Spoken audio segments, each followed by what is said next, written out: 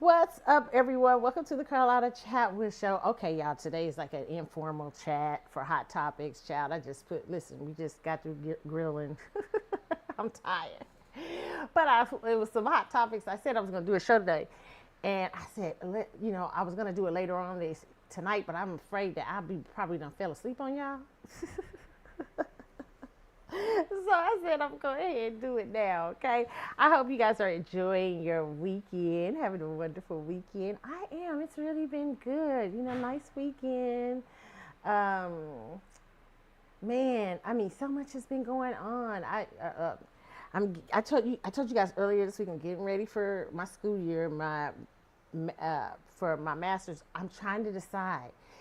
So, like, I'm trying to decide: do I want to complete it all this year, or do I want to wait another semester out, right? Oh my God, it's decisions, decisions, decisions. But I'm excited, So it's funny. I was talking to my mom the other night. So my mom goes, "Oh, wait, you're almost done." I'm like, "Yeah." She's like, "Oh, I'm so proud. Congratulations." All this stuff. I'm like, "Yeah, I haven't got there yet. I'm trying." But yeah, listen, it's been an interesting season in my life. This is the last 5 years have been an interesting season. So I am doing for right now for you guys, tell you guys I'm doing this little thing on my own called Project 55 about when I turn 50, what I want completed by the time I turn 55 and the things that I want to have done, things I want to get rid of, things I don't want to be a part doing anymore, stuff like that. So and one of the things I've been doing is working on my weight. Okay, so and I had to because listen, let me tell y'all, man, listen, take care of your health. Okay, that's what I'm gonna say. That I needed to. I was like, man, I was like, you know what, I had to just really tighten up. And I'm gonna tell you guys later on. I'm gonna share with you guys later on during the year some of the things I'm doing to trying to work out, get myself worked out and everything. Trying to get myself together, okay? Oh my goodness. So I don't know what else is exciting. Um, so much is happening we can talk about. I don't know, so much around the world. They're talking about Ghislaine Maxwell. We're going to talk about her today. Everybody's talking about her. I feel like Ghislaine Maxwell is a red herring. I don't trust the whole thing anymore. Now I don't even know. I'm not quite sure anymore what I think of what's the guy's name? Jeffrey Epstein anymore. It's so packed with so much stuff that I'm sort of like, who's the truth and who's not? I just don't know. We're in this crazy world. It's like this crazy. Okay, you guys. So we're in this crazy part. Listen, if you guys hear him beeping, I might automatically get off from. I mean, just say like take a break real quick because I am cooking. Like I'm baking these potato things. So you guys might hear my timer beep beep beep. My mama was laughing last night talking about how I grew up in the house. I grew up in the house with my grandmother. My grandma hated cooking. My grandmother did not like cooking, okay? But she loved to teach you. I came home from school. Let me tell you about my granny. My granny is a trip, okay? She's still a trip, okay? She don't even, when I get home, like if I'm home, child, and she cooking, she'll be like, go in here and check them things I got on real quick. Go check my cabbage. I'll be like, lady, you cooking the cabbage, not me. But let me tell you what she used to do when I was a kid, okay? She used to be like, I come home after school and stuff like that. So my first time experiencing cooking, I came home and she was like, I was like, I'm hungry. I'm ready to eat. And she was like, little girl, dinner ain't going to be ready for such and such time. But let me tell you something. You need to go in there and learn how to cook you a little snack. Come on. My first meal, pork and beans and hot dogs. And that lady, a lady did not stop after that. Okay, she kept anything. You need to come out here and learn to cook this fried chicken. I'm like, I'm fine. Come on here and learn how to cook this this ham. Learn how to cook clean these chitlins, girl. We need some help. I'm like, listen here, people.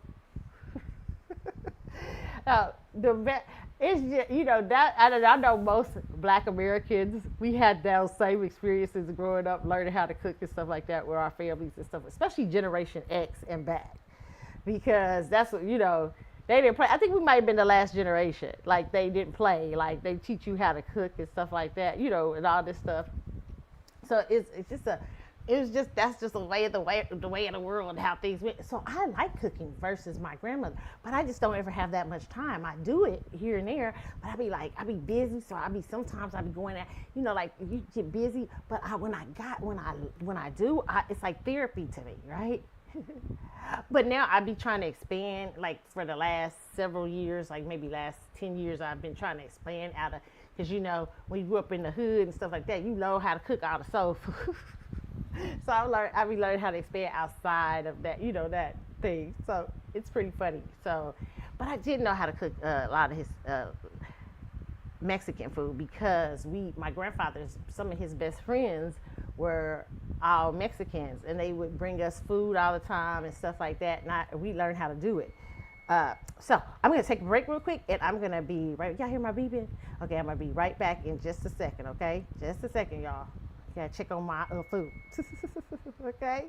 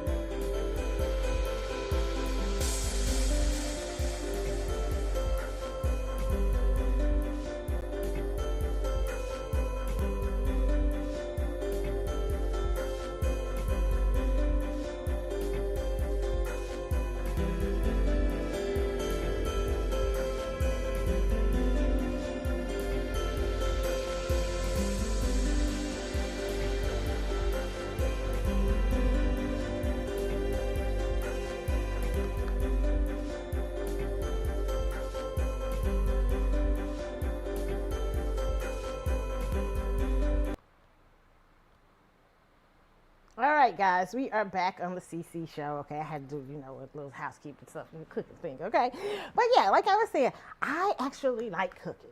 It's therapeutic for me, but I don't always do it. And the way that happened is because I had a grandmother that didn't like to cook. Because after a certain time, once you got the hang of cooking, so you have nights you cooking dinner. So I was like, okay, this is not bad. And I grew up. My grandfather was really in the house. I'm gonna tell you the truth. My grandmother was a great cook, right? But my grandfather was the best cook in the world. He still is. Like he doesn't cook as much as he used to, but oh my God. My grandfather had this chili thing, and I don't know, I gotta ask him about it, but he cooks it every now and then, and he used to wouldn't tell people. Not even me, right? He cooked this chili. It's so good. Like at the time I remember when I was in high school, I had this boyfriend and he was in college. Okay. I was like a sophomore and he went to college like his senior year or something. He used to bring his whole team to our house for chili and stuff like that. Some of his teammates and stuff. It's crazy. Okay. But my grandfather was always been an excellent cook. So I learned little things from him. To me, I'm going to be low key about it. I think he was a better cook than my granny. She'd probably be like, oh, no. Yeah, no, I totally think so, yeah. And I think because he liked it, right? He enjoyed cooking, right? So I think that was the thing, okay? But yeah, that's my little storytelling for today. Okay, so y'all, it's a word. It's Sunday, so do I have it's a word for you? No, not really. I don't have it's a word, okay? I can tell you what's been going on in my life. I told y'all earlier this week about how you're having people around you that communicate effectively is so important. It's just like, listen, I cannot say that enough about effective communication. How much I believe in it. How much effective communication stops misunderstandings, all kinds of things, okay? And so I'm just going to reiterate that for you guys to practice effective communication yourself, but also the people around you require that from them, because we're living in a world that just needs more effective communicators.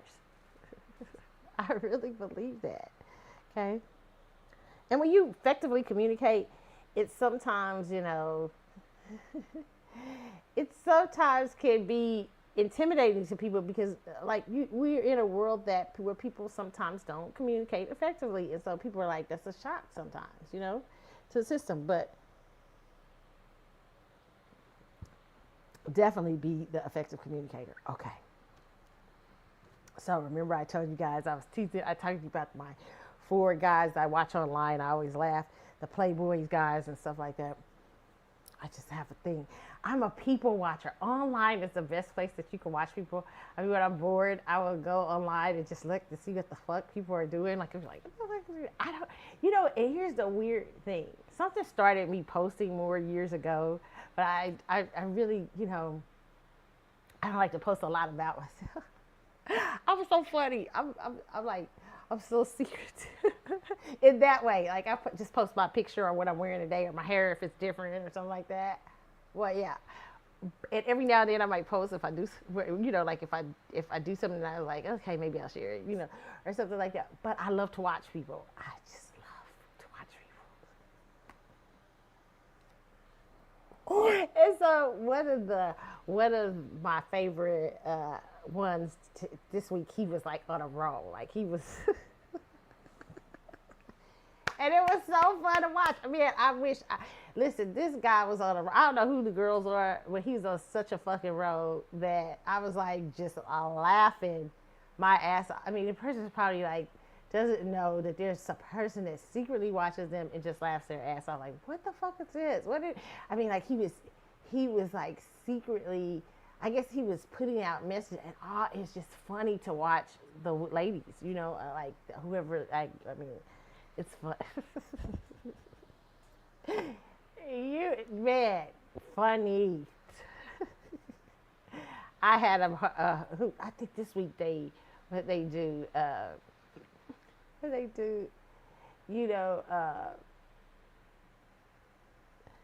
don't know. I don't want to tell because if I tell y'all, because it's celebrities, I'll be watching, I'll be laughing, and I want to tell y'all because then y'all go to and y'all be like, you jerk, quit putting stuff out. But no, it's just funny to watch. I'll just say that. Just funny. This week they were like on a roll. They were on a roll, okay? And I was laughing because it seemed like, I was thinking, like, did they have a breakup or something with one of the girls? Because, I mean, they're constantly putting up something about, like, a break. It seems like a break. And I'm like, poor guy, you know what I'm saying? Can you call? Can you not pick up the phone? And the funny thing is, like, one of them, they always have a thing in their ear for a phone. And I'm like, the fuck? You can't call them? But then I realized, remember how this isn't just communication for that one person, whoever, it's for all the other girls to feel, oh, John, are you okay? I just, who would do that to you? I would be such a, it's crazy. I didn't know grown ass people act like that. It's funny. It's funny though. I love it. It's my entertainment.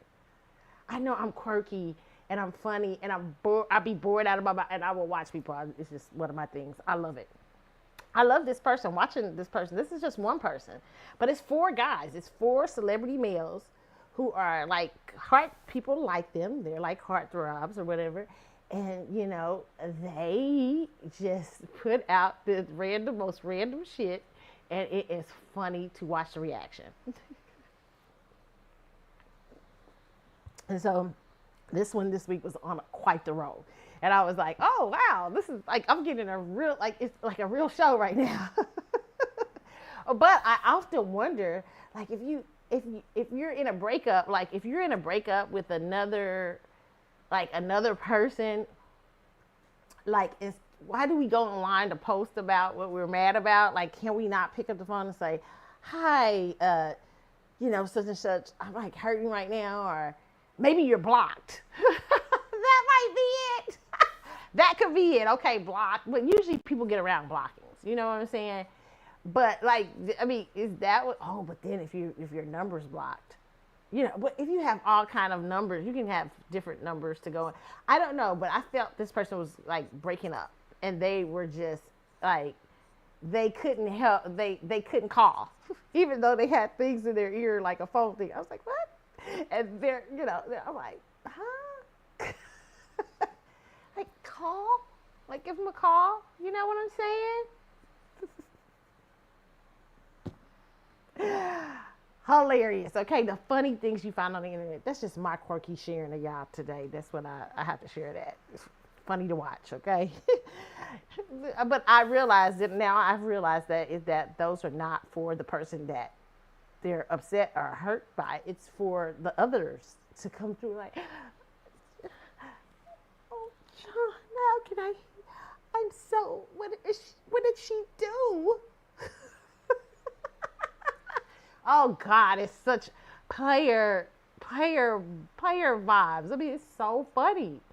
Like, then you give it, he's got 10 new sources to pick from, like, of girls like trying to, who would say that to you? Hilarious. Shit's funny. And probably they're like looking at every chick going, oh, there's one. Oh, there's a good one. Maybe I'll take her. Oh, that one over there, she's cute. Oh, let me look at her profile. Oh, she feels sorry for me. Maybe I'll check her. I love it. I love this kind of shit. It's funny to me. Okay. You know what? And my friend, one of my girlfriends told me one time, because I used to have a lot of guy friends. I still do have some guy friends, but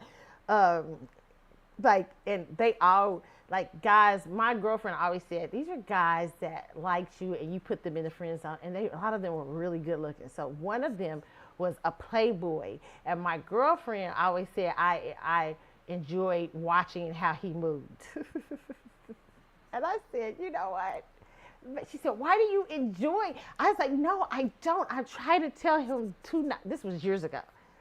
But I probably did have a thing of watching it then. I used to try to stop him from playing with, he was so handsome, so like a jet setter, I mean, I'm telling you, he's probably jet setting today. I mean, one of the most beautiful men you have ever seen, okay? And really smooth And what was funny to me is because I was working this particular job when I was younger. It was years ago, and he was very successful at a very young age, right? Very successful. So when we were great friends, but every now and then he tried to test it, like like like like like you're too. He tried to throw the playerism on me. You're too beautiful to be working here. I'm like, I'm fine. But trying to test if I can reel you in through that, and I was always like, no, dude, you can't reel me in that way. And plus, you're one of your best friends. I know everything. I know about all the chicks. I know where all the bodies are at. And like, it was just amazing that he would even think, like, we were such good friends. He thought he could move the Playboy. He still thought he could after all those. And I'm like, no, you let me know too much. And so, but I used to be fascinated watching him, like watching that he would, like, we would be going out to dinner or something, and a girl would call on the phone, and he'd be like, yeah, I'm like with my sister right now. I don't really want to. And then another call, I'd be like, really? Is that like 5 in a row? Like, how do we do that?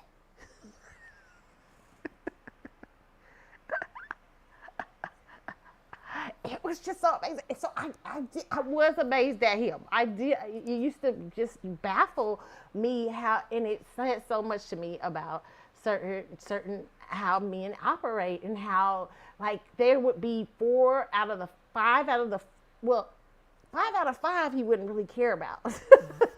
Like, he'd be like wasting time. Like, like, oh yeah, I got this, a girl I met in Europe last month. I think I'm gonna go to Europe next month, so I might hang out with her or something. What you think? Do you think I should hang out with her? And I'm like, do you like her? I mean, because otherwise you're playing with her mind. You know what I'm saying? So I think that I always got it. I mean, I always had and maybe it's the person in me that wants to, I still have this need to be some sort of, therapist in my head, right? So yeah, so maybe that's why I do watch people like that a lot still. I may still have a kick for watching the human behavior of people. And then using it to tell you guys and give young ladies advice and people advice from what I think on that, okay? So that's just something I would share. That's something, a little small chat, okay? All right, you guys, now we're going into hot topics. Man, there's so many hot topics to talk about this week. I'm not going to start off with Ghislaine Maxwell, because I think Ghislaine Maxwell is like a whole freaking distraction. It's so I think Ghislaine Maxwell is like a whole, like, I don't know. I don't buy into the Ghislaine. I don't know now. I don't buy into the Jeffrey Epstein story as much. I'm kind of confused by it all. I'm like, is this really, I mean, what really happened? What was Jeffrey Epstein really? My conspiracy mind is like working overtime. I don't know if I buy the whole thing. It's crazy. I just don't know. Okay. So yeah, so we'll talk about that a little later on. But we first got to talk about you for the Bee Swarmers. Beyonce's background singers joined her last night. No, I mean, I'm just kidding. No, I was a Destiny Child fan. I'm just kidding. The Beehive is bad. No. Destiny's Child joined Beyonce on stage last night, reunites with Beyonce. You know what, Beyonce, this is the tour that you should do next, okay? Don't do the rock tour. If you're going to do a tour next, y'all going to have to get with Matthew, because I know Matthew allegedly owns still some rights to Destiny's Child. And y'all need to come together and do the Destiny's Child tour. And you need to get the other two, LaToya and the other young lady. Is it Lativa? I don't forgot. Okay, because she's quiet. She keeps her, So, yeah, I would love it. Y'all need to do that. Y'all definitely knew. It would be a huge tour. Beyonce, lots of ching, ching, ching, especially since allegedly there's rumors that, Beyonce and Jay-Z is out here borrowing. I mean, rich people do that kind of stuff all the time, borrowing on their house and stuff like that. A lot of y'all been talking about them, they coins. And we're gonna talk about Ramir in a minute, because Ramir said, hold up. He ain't dropped no lawsuit yet. He playing he got strategy. And Jay, the strategy he used, if it's what we think he's doing, this seems like your son, Jay-Z. He's thinking like your ass. It seems like something you would do, okay? But we'll talk about that in a moment. But it says, this is from Rolling Stones. It says, Beyonce reunites with Destiny's Child at Cowboy Carter Tour finale in Las Vegas. Jay-Z and Shabuzi also make guest appearance as singer closes out her stadium tour in support of 2024 album, okay? So she came, they said the final Cowboy Carter tour concert also featured an appearance by Jay-Z, who assisted on Crazy in Love and performed Niggas in Paris solo, as well as Shabuzi, who joined on a melody of Sweet Honey Bucking, Pure Honey, Summer Renaissance, okay?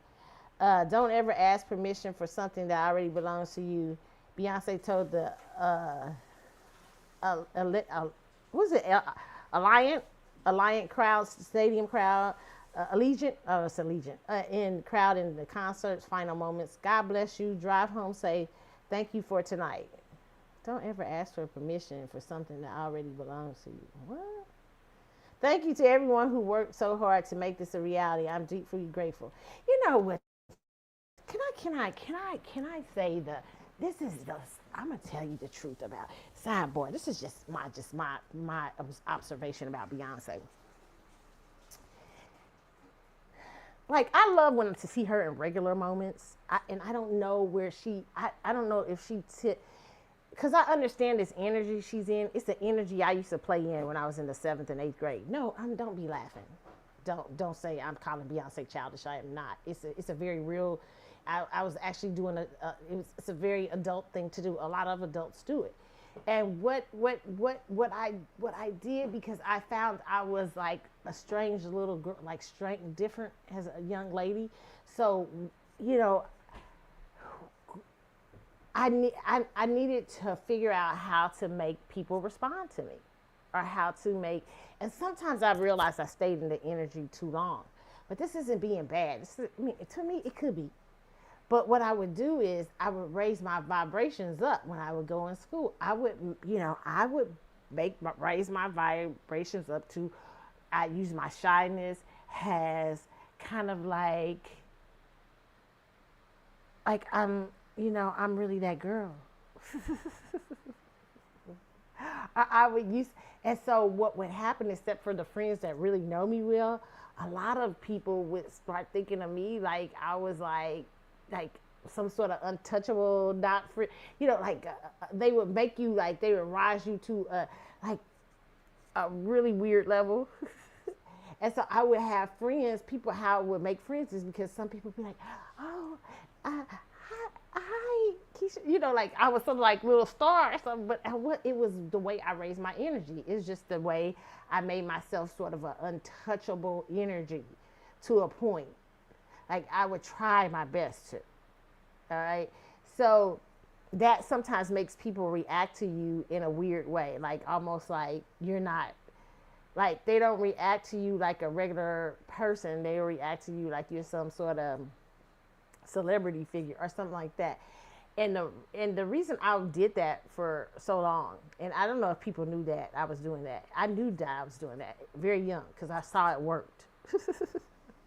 Because it was quite accidental, because people thought I was shy. And so when I would say hi and I was talk to people, it would be so amazing for them. Like, oh, wow, like, I didn't know you I thought you were this. And I said, wow, I may need to use this energy to my, you know what I'm saying, and it was very observant of, I think about it now for me as a child, right? I was like, maybe I need to use this because I don't make friends easily. So maybe I need to use this, like, energy of people attaching on to me something they like and making it like them seeing that in me, but also kind of like making a celebrity thing, lifting myself up a little higher.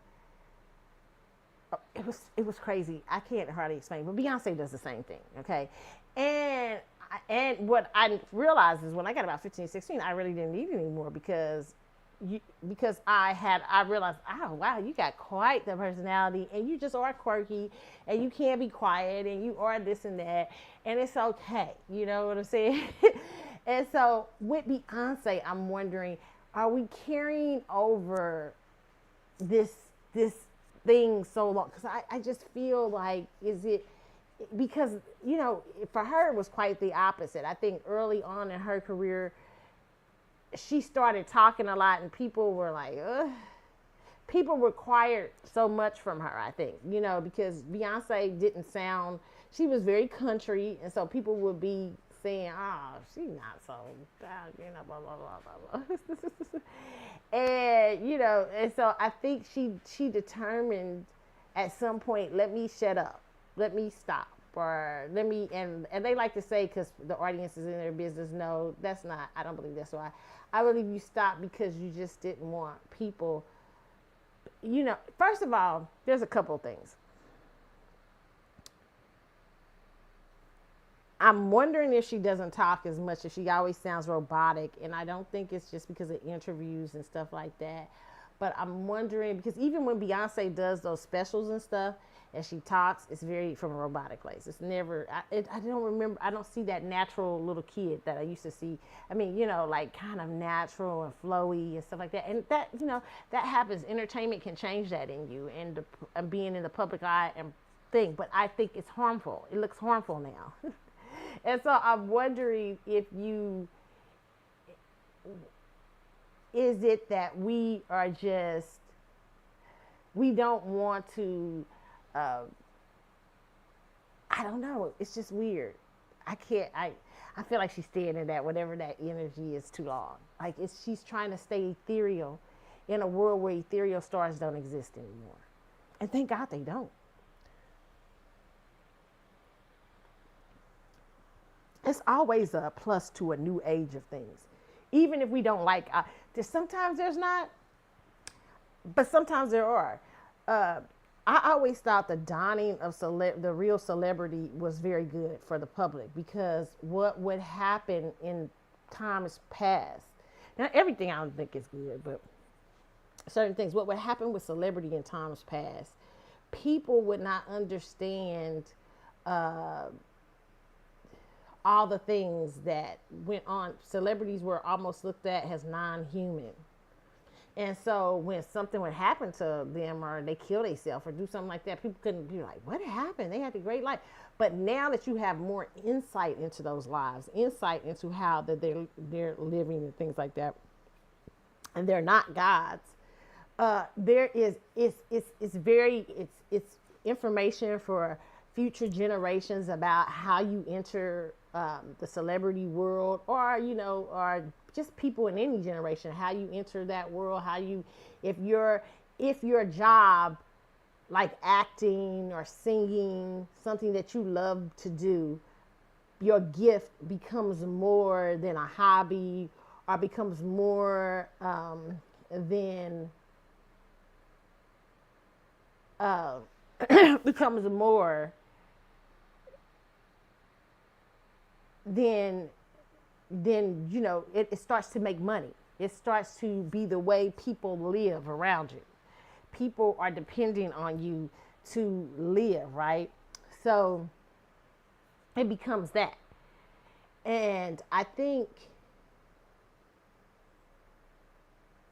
has that happens, you now you have more of an insight into what that looks like for you, like what at every level, and how it can possibly affect people, right?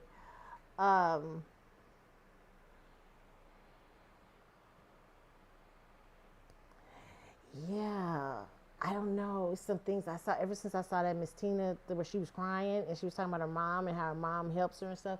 I was like, I'm a little worried for her, because I feel like that's the staying in that ethereal energy where you just need to be chill. Like you've created your career. It's here. It's done. And who cares? Now you're at a point where you don't care. Who cares if people see you and your humanity and your flaws. We already saw, like, it was, we should have known. My personal opinion, it was very unhealthy to me, and this is just saying this. I don't know why I'm talking about this, but it was very unhealthy to me watching her in that elevator not respond to Solange or Jay-Z. I was like, what the fuck? Like, that was very scary. I mean, just a very interesting thing. And a lot of people was trying to praise her for that. But I'm like, no, that's mental health. Like, she's so ingrained into what it takes to, whatever it takes to be here, that she's not coming up off of it. And where do you have that release? You're trying to have some sort of weird experience. It's like, it's, I mean, it's like she's trying to invoke a Michael Jackson experience, and I'm like, man, that's not what you want. That's not what you want. You don't want to. Like, if you accidentally go into a Michael Jackson experience, that's a different stuff. But when you, I think it's a water here.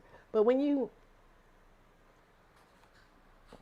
invoke this imagery of where you're untouchable and you only speak in riddles, and it's so scary. I don't know.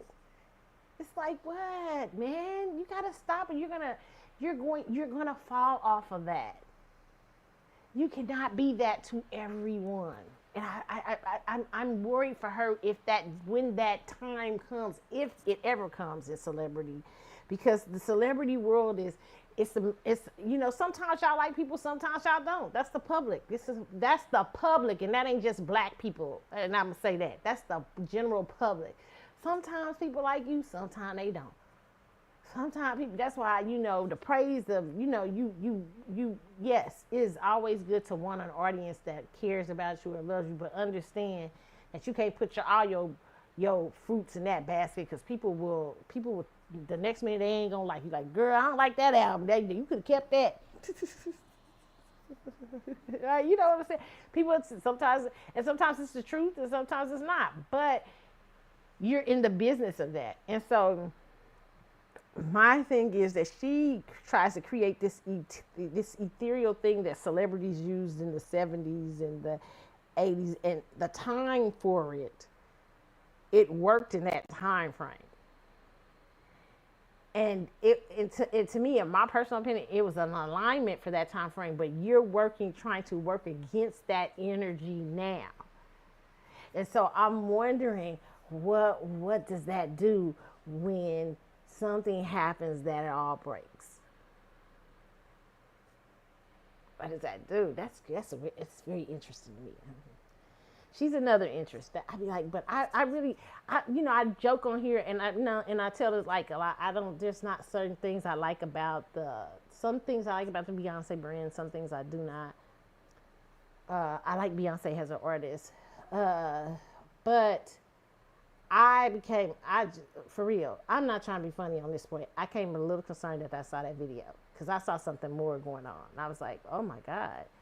And, and that's what fame can do. And fame can do that even more so when you have put yourself in this ethereal place. It's like, the fuck, like, really, and what it really is, because she's a Scorpio moon. I know what I do has a Scorpio sun. Scorpio moons even feel it more Scorpion energy than we do. So, astrology, I'm just bringing this up, you guys, but has a Scorpio sun. When I am trying to, I don't want people interfering in my life and my business, I just isolate. I've learned that to not do that now, and have people that I can talk with and stuff like that.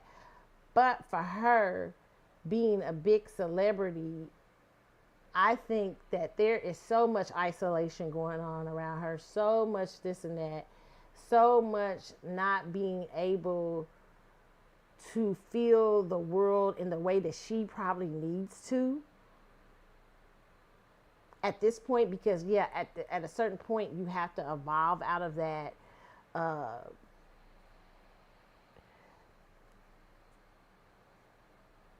that space.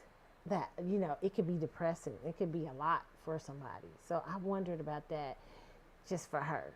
And the best times I see her is when she's being herself. Like when she was doing that, what is that?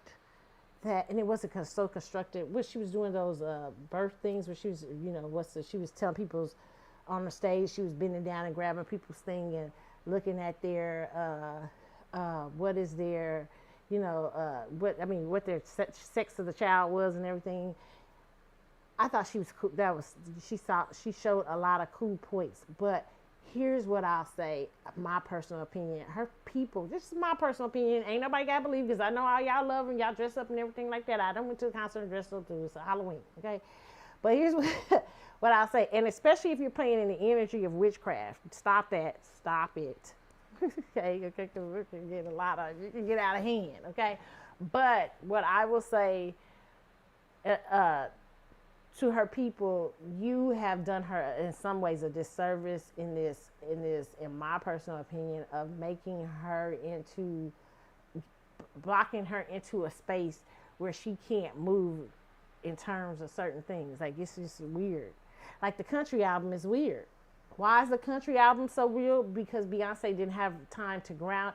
For outside of the Bee Swarm, a lot of people don't like that. A lot of people didn't like that country album. This is true. I'm not gonna lie. Listen, hey, I know you can just check the records. A lot of people outside of the Bee Swarm bubble and the energy they create, and of course people went to go see it because the tickets went on sale and all that. They allegedly sold really cheap Groupons and stuff like that. But people are fascinated just with the concert and the show. Beyonce gives a good show, they'll go see it, right? But I think Beyonce couldn't fill the room of what that would do in the country, because when you're in one of the things you want to be accepted in, if you go in the country music form, is to go into the country. You want to go into the country world. You just don't want to make no country album out of the blue. And because she's become like this overhyped star, she didn't get her a chance to ground herself or understand that community in which she was trying to sing to. What she tried to do is bring black people over into liking that genre again, which I don't think she was trying to do at first. I think she was just trying to make a country. My personal idea of the Beyonce brand is it's all about numbers, awards, and everything. And she's done that because that's how she looks. Her brand does not speak outside of anything else. It's too hard to understand. Her brand is ethereal, right? That's why she can't sell clothes. That's why her things don't sell. Everything. It is not Beyonce because they sell for a minute at a time because the Bee Swarm, people run out and buy them. But they don't tend to be successful because Beyonce's not grounded in some sort of reality, in my personal opinion, okay? And so, unlike Rihanna, okay? Even though Rihanna's having that celebrity experience too, Rihanna looks very regular. Like, it's an etherealness around her having babies. Rihanna's like, I'm having these kids. It's not, even if she wasn't having them, we would think that because Rihanna is so very grounded in her, gives off the energy of being very grounded and can sell things because she doesn't look ethereal. Like some sort of floating from Good Witch. Hi, children.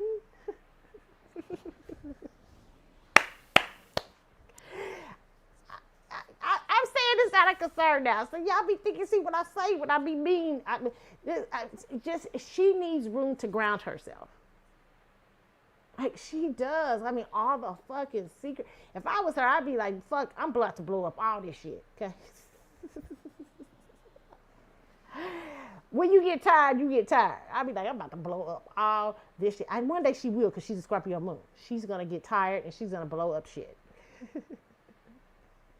And she going to come out and y'all going to be like, what the fuck? What happened? Why is Beyonce doing all these interviews? Why is Beyonce talking? Why is she hanging out with her friends or something? Because that's going to have to break, or it's going to, in my opinion. That's why I say the Destiny's Child tour for Beyonce, I think is the tour that should happen.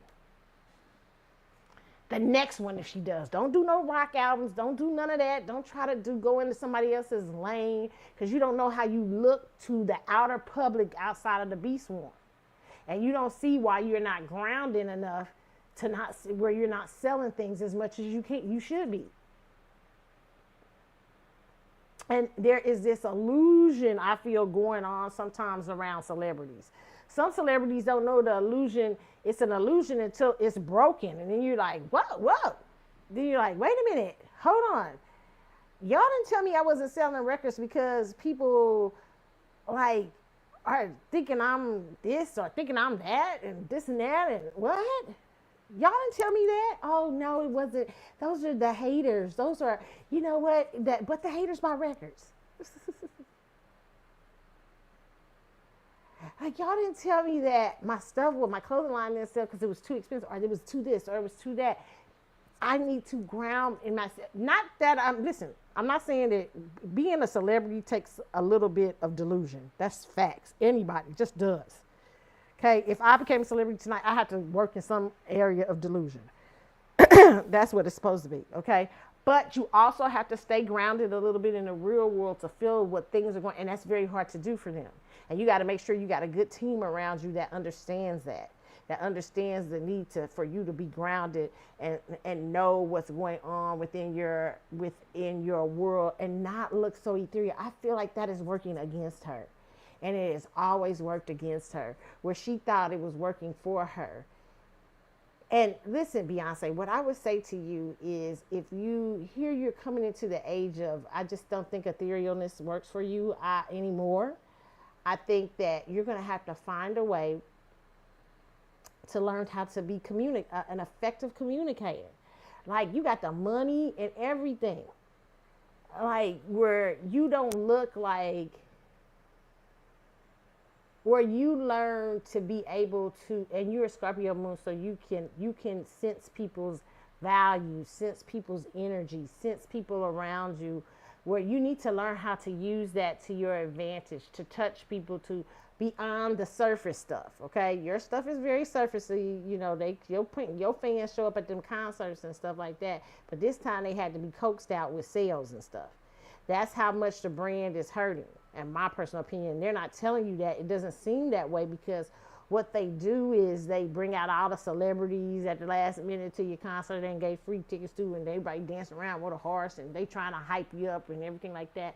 But how is a brand affecting your overall thing? I don't know anymore. I'm not really quite sure because I it's the first time I felt like I saw that brand cracking in years. Like cracking, like crack. I always knew it was overhyped, but where I'm seeing really strange cracks right now. And I think partly you're going to have to ground yourself, and especially with things like, you're going to have, what's hard for people to do, a lot of celebrities, why they tend to shut celebrities up. And this is not, I'm not going to say, because they feel, a lot of celebrities haven't learned how to touch you, give you a lot of their life without giving you a lot of their life, because that takes effective communication. And so a lot of them are so bad. You're in a business that will demand at some point from you effective communication, will demand from you at some point for you to learn how to relate and talk to your fans. Yes, still keep some personal things for yourself, but you're also a person that has to give them a lot too. So how do you do that? How do you learn? That's a very hard thing to learn. And because celebrity is surrounded by so many people who give them delusions every day and keep them in a bubble, they'll allow them to be ineffective in communication. And it will halt the growth of a celebrity. Right? Because you don't understand what you're in. You're like, I don't understand. I don't want to learn to talk to people. I don't want to this and that. But if you're in the business of show business, you have to. You can't just be ethereal. You just can't. It works for a minute, but then it turns into something for you that's unhealthy as a person. So how do you ground yourself? You're never going to be regular. You know what I'm saying? Because you got a career that has spanned decades that you really worked on. No, but you have to learn to relate your humanity over, so that when the ball does bust, or when the thing does break, and it will break, that's just life. When it does break, you will be effective in how to handle it.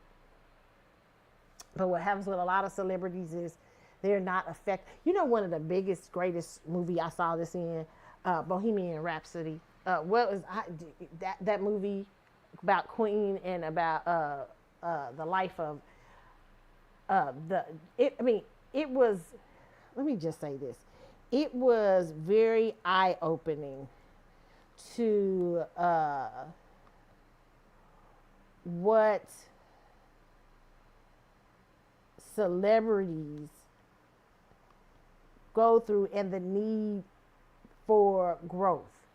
The story of Freddie Mercury is one that should be seen. You cannot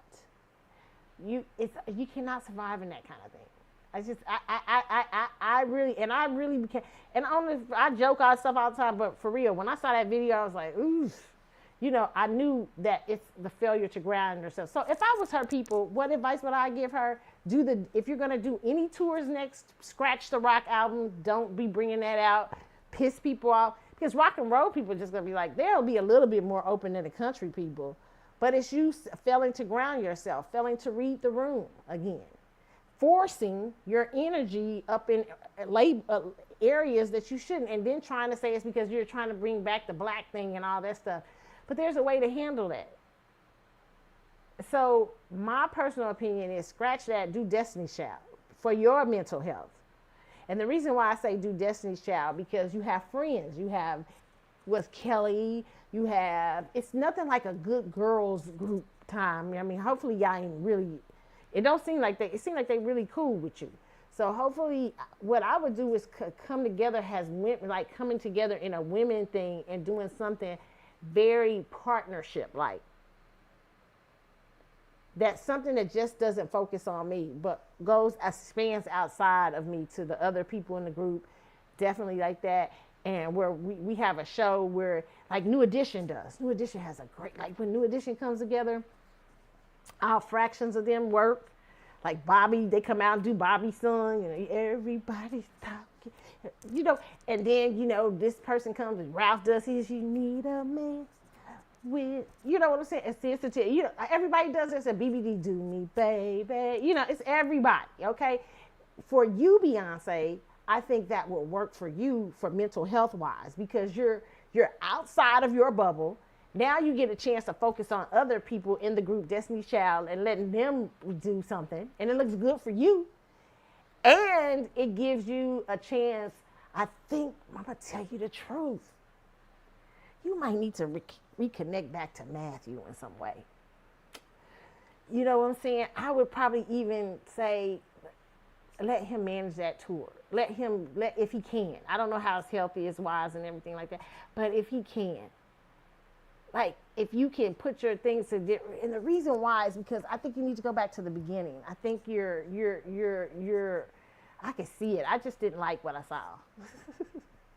And I think she needs to ground herself. And I think there's nothing like girlfriends and people around you. And I would invite the other two Destiny Child members. And if they can get along with Matthew, well, if they can't get along with Matthew, then y'all might have to get somebody else. But I'm just saying, like, you know, and just bring together that energy together thing that's yes, you're going to be a big part of it, but you're not the only part of it. And it gives you a chance to relate to other women, to talk to other women, you know, because even when you're a person in a relationship, marriage, whatever else, you need friends to relate to outside of that, okay? And you got to learn the business of communication.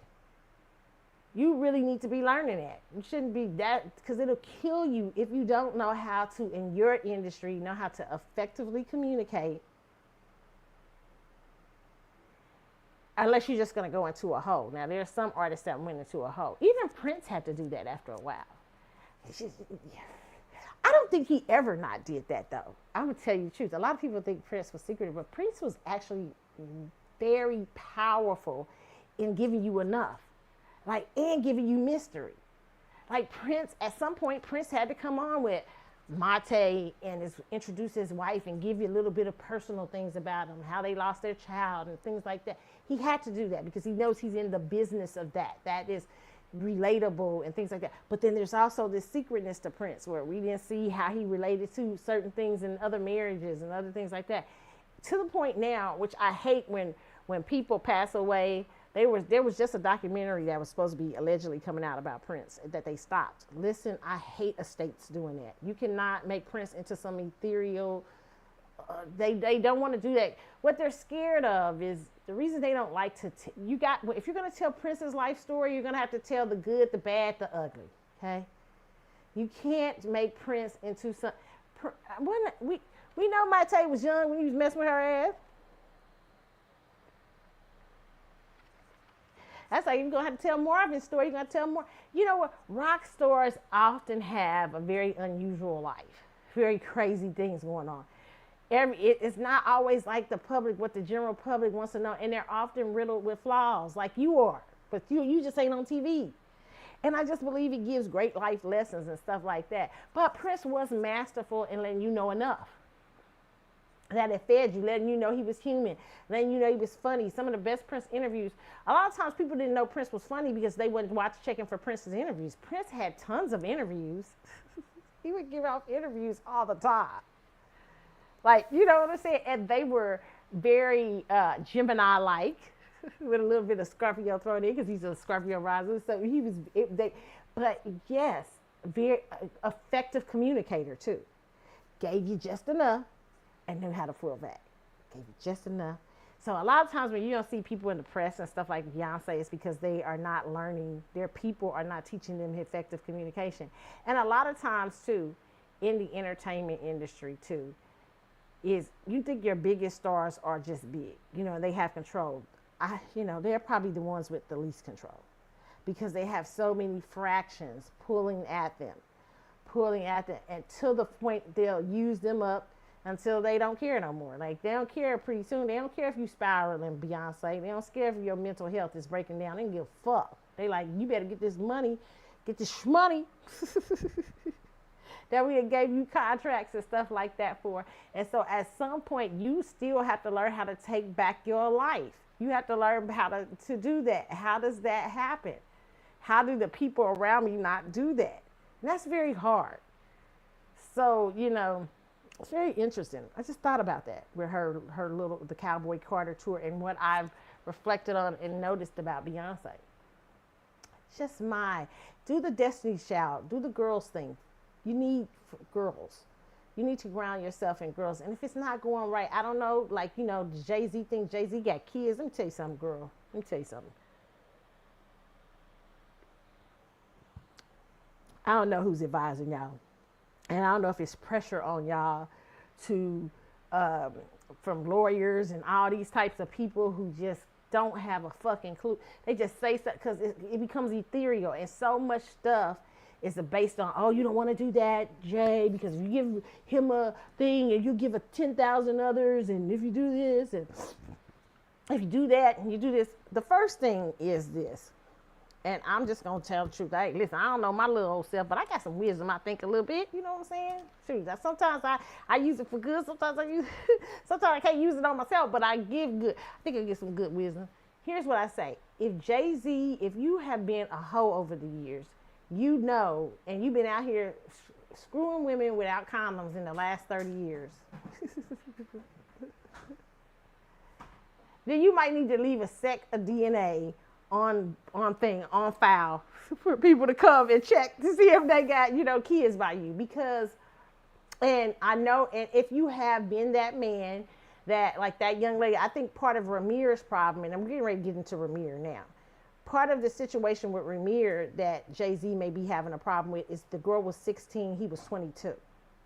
Now, Jay-Z people have often been alluding about Jay-Z liking the women much younger in his day, allegedly, okay?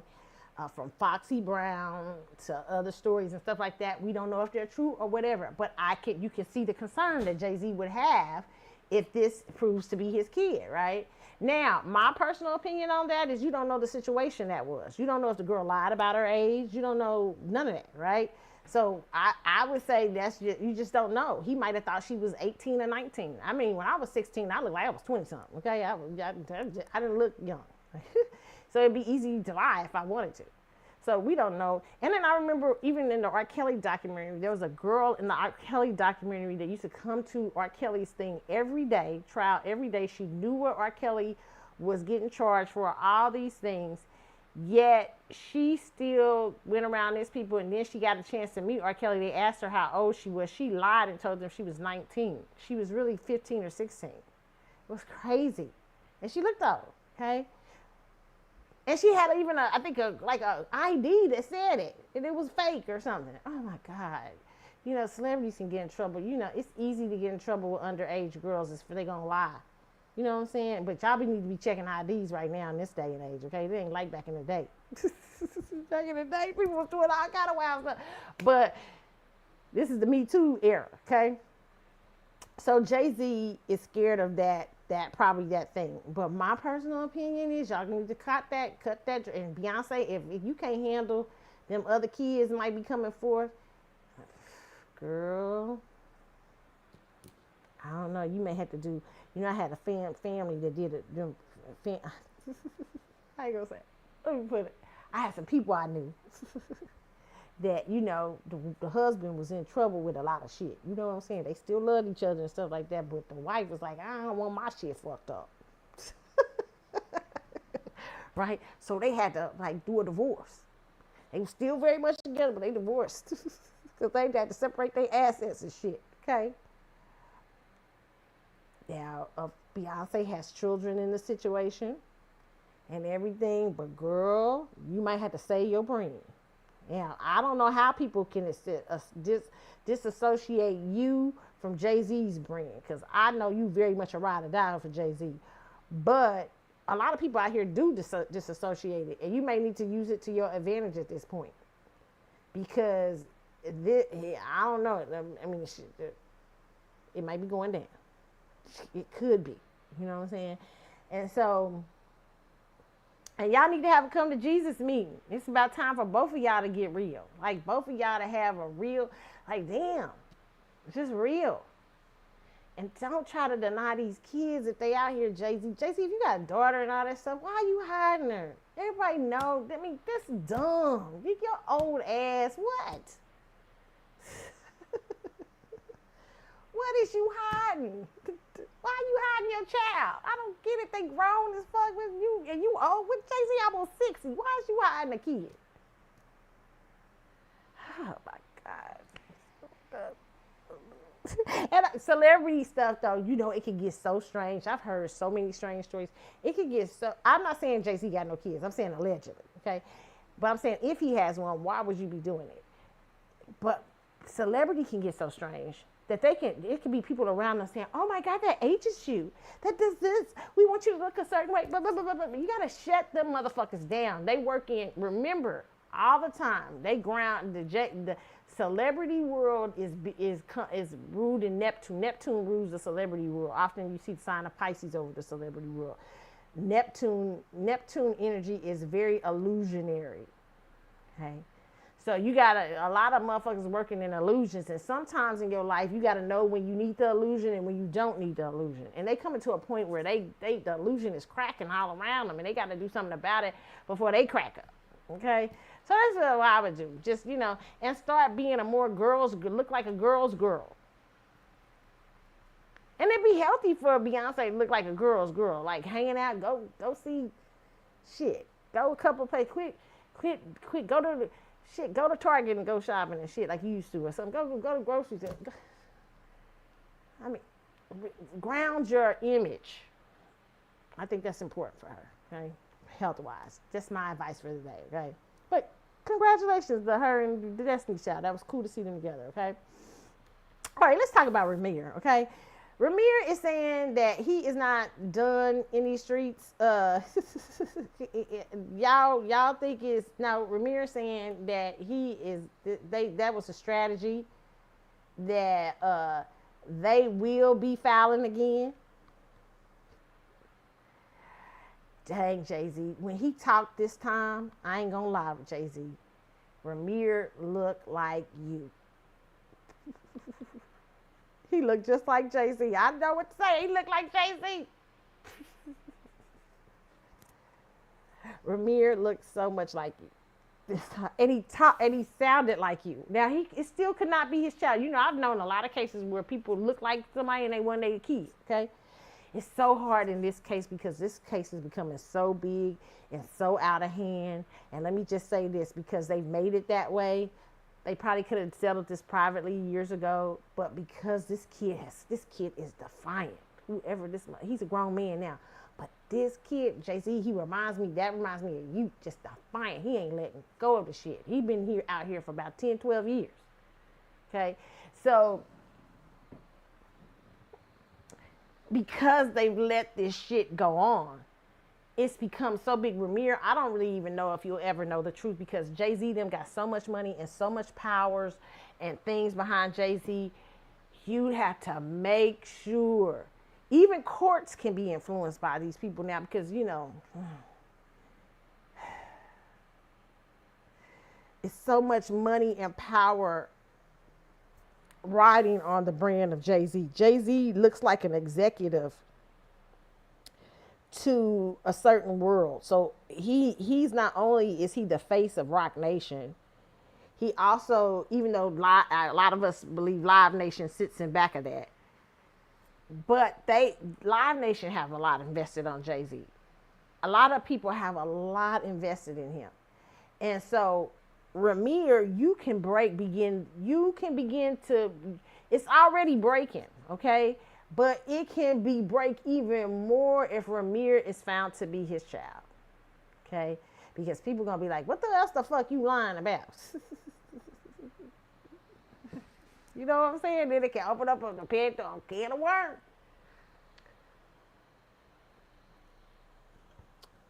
So I'm not sure if Ramir gets the truth or not.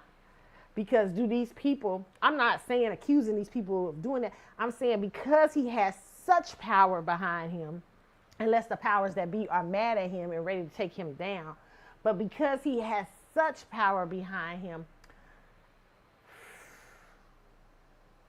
can they make a DNA test look like not your DNA? You know what I'm saying, Ramir?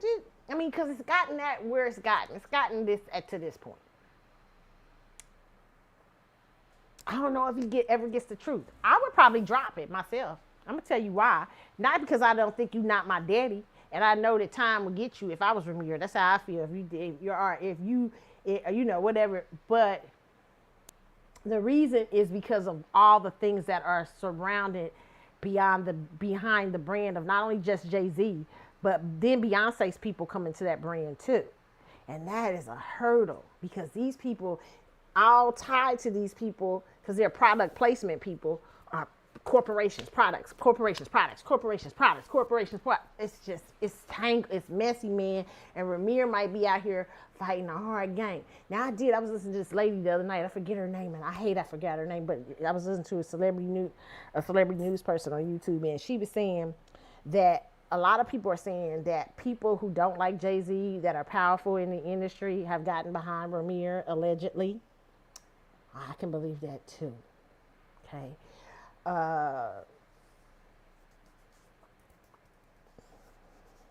He now has money to fight it better. And those people, if you have the money, if Ramir now has the money from other people, groups in the, let's just say, backing him now from people who don't like Jay-Z or who have beef with Jay-Z, and they have power and money, then they'll have lawyers that know how that those type of things can work. Like, you know what I'm saying? Like making sure that they have the DNA test done in a fair, balanced place or something like that as much as they can or whatever. Now Ramir may have the backing allegedly behind him to fight him. It's still, to me, it's still wild because you, at this point, because it's still those companies behind. That's two powerhouses over there, Jay-Z and Beyonce. But it depends on how many secret powerhouses you have that could possibly be helping Ramir. And then you're really dangerous when you're in secret. So y'all don't know who the hell behind Ramir, okay? If that's true. But let's listen to Ramir talk about the whole thing about him, that he is going to stay with the Jay-Z. He's not giving up, okay? So we'll get this one. Okay. Oh my God, he really looks like Jay-Z here. I don't know Jay-Z. Jay. Y'all might be playing this one too hard, man. I don't know. This man, y'all say it ain't okay. Maybe you didn't. I don't know, man. I understand a fight. This is crazy. Somebody said on here, saying, now that I'm looking at him, he looks nothing like Jay. I don't know what you looking at. I'm looking at a nose that looks like him, a mouth that looks like him, but more than anything, the attitude. But it still might not be Jay-Z, okay? But that's hard. A lot of Beyonce fans come on here are delusional too. And then, Beyonce, and to me, Beyonce and Jay-Z, my personal opinion, probably have a lot of bots out there helping their reputation and stuff because they're an overhyped crew. So it's very interesting. Let's see. Let me let y'all hear what he has to say. Okay. Hopefully, did I get this up here? Okay, y'all. Okay. Let me get you. What's going on? It's been a crazy couple weeks, y'all. I want to let y'all know that I have not stopped my fight. I did withdraw my case. It's for a reason, y'all. It's not because I'm stopping with it or not going to refile it or anything like that. It's just a lot going on behind closed doors. That's only one case that we withdrew for right now. But it's a lot going on. You know how this industry works. These judges, these lawyers, these high celebrity people, they try to use all different types of tactics and call it what you want, bully tactics and different types of stuff to, slow it down and just change the narrative. So it's like, hey, we got to step back and play chess, not checkers. So we sitting back and we just observing everything right now. I just ask y'all to keep the support. Keep the support. I have not gotten any DNA tests. I have not gotten any settlement, anything like that. I wouldn't just take it. I would let y'all know, honestly, even if it wasn't y'all business. You guys been here for me all these years, supporting me. I wouldn't dare just run away with no money or nothing like that. So, no, that's not what it is. But as I said before, y'all, just keep your eyes open. This is bigger than me. This was never just about me. I'm trying to change things for the world, honestly, for the future. We need this to be changed. We don't need to continue to go in these courtrooms and don't get fair due process and everybody don't get discoveries and you just get treated unfairly. So it's just like, I'm standing on business and, I will continue to fight. So please don't think just because y'all seen that withdrawal is over. It's not over, y'all. Continue to fight with me. Continue to support me. I will support y'all. I love all y'all. And let's just keep moving forward. Let's just do that. That's all we can do, right? Can't sit there and dwell on nothing. As y'all said, I got a family. I got to take care of my family. I'm grown. That's what I do. So it's like, I don't sit there and complain about too much. Try not to complain at all. But what I'm saying is I really appreciate all y'all love and support, and it's not over. Okay, so listen, when he talked, I kind of started believing, like, oh damn, like it seems like Jay-Z's attitude if Jay-Z was there. Like if Jay-Z was in his position, I feel like Jay-Z be like that. Now, what I would feel like Jay-Z would do though is probably, but this kid is something's going on. This young man, he's grown man now, but I think something's going on with him. I don't know if he's because they said he had a guardian or something like that. So he may have been on the. I don't know if he's on the spectrum or something's going on there, or something like that because they said he had a guardian. So I don't know. So he's the one that's been consistent, Jay-Z. I have not heard of anyone else out here. Anyone else out here claiming you to be their daddy. Nobody. I ain't heard nobody besides Blue Ivy and I haven't heard nobody. Well, there was one other kid. Yes, there was one other kid, but they never claimed that was Jay-Z's child. People just put a picture up of this kid that looked a lot like Jay-Z, and it was some girl that allegedly Jay-Z used to mess with. But she was on some island somewhere. You know what I'm saying? And so that was never heard of again. Then you had the situation with the girl, the daughter. People say that is a very real situation, but they say the daughter is being allegedly paid off. People are saying out in these streets, okay? I don't know. My thing is, why do you not want to claim your children if they kids? And Jay-Z, this young man, because he's been so consistent, why are you spending millions of dollars? That's not Jay-Z spending that money, by the way. I don't believe that so either. I don't believe that's so at all. I'm going to tell you what, when you as big as Jay-Z and Beyonce, can I tell you my real theory? You ain't making your decisions. At this point, you got to be very powerful. You got to be a very big power keg in your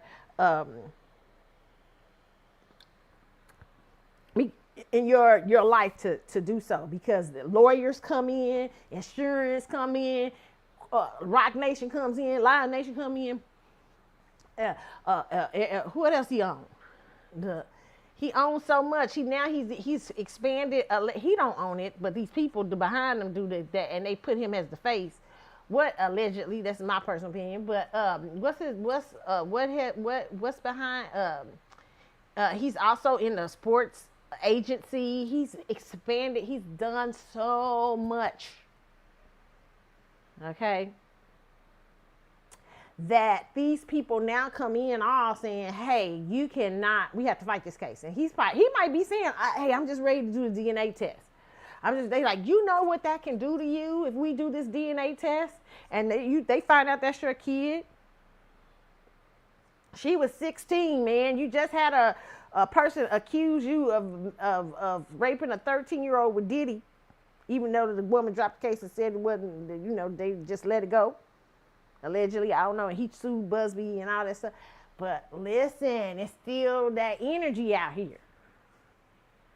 And now really Ramir is going to be fought. Because it really don't got nothing else to do. Really ain't got nothing to do with whether he the daddy or not. Now it's about the brands that you serve and your effect on them. But to me, this is affecting them anyway, brand people. It's affecting you. It's affecting you. Even the idea that he has this kid out here. Okay? And the only place that people can go is to make Ramir look like he's lying. And Ramir has never said Jay-Z, by the way, is his father. He says this is a story his mother has told him and other people around him have told him, and allegedly, and he wants to know if that is true. But they protect these estates. Years ago, I'm going to tell you, I remember was it Larry King? This was years ago, and I don't know how it went, but these two kids was allegedly, their mama was like an Elvis side piece for years. I don't know if they still out here or not. Let me tell you something, okay? Those kids look just like Elvis Presley. I think I saw it on Larry King. I was young. It was back in the day. It's probably about 30 years ago, 20, 30 years ago. You talking about, they look more like Elvis than Priscilla. It was a girl and a boy. And they were suing the estate to find out if Elvis was their father or not. Listen, you know how protective that Presley estate is? And so many people got their hands in that estate and make money from it. And so even when you're the heir to such things, you have to, it's a very careful walk you're doing, right? You know what I'm saying? So Priscilla being the heir and all this stuff, she might have been like, well, if he's the kid, if he's his kids or whatever. But what the thing why they fought them so hard, and shit, I would have too, because if I had the only heir to the throne, I was married to Elvis, and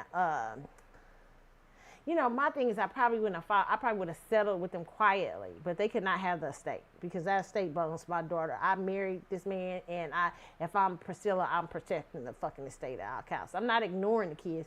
I'm just like, you ain't getting in on this. But Elvis may not have made a strong enough will that it stops other illegitimate kids from coming forth to get that estate. So to keep that brand out of the hands of 20 people versus one person, Priscilla and Lisa, the estate might have fought you hard, even if you weren't their kid. If you were Elvis's kid. Why? Because nobody wants to work with 10 fucking people about this estate stuff and what we got to put out of Elvis's and all this stuff and everything. So it's other powers that come in on that. Now, if Elvis knew he had illegitimate children, it's a possibility that, let me tell you something. Let me tell y'all right now, tonight. I always love to use my sideboard. If I got back out of these streets tonight and me and Lenny got together, was it Babyface? Babyface, I might be good for Babyface. He got, because that means Babyface got 3. I just need my... Babyface, the kids can have a steak. Just leave me a little small portion of the catalog and take care and make sure it's all taken care of. You know what I'm saying? Babyface got that kind of coin, okay?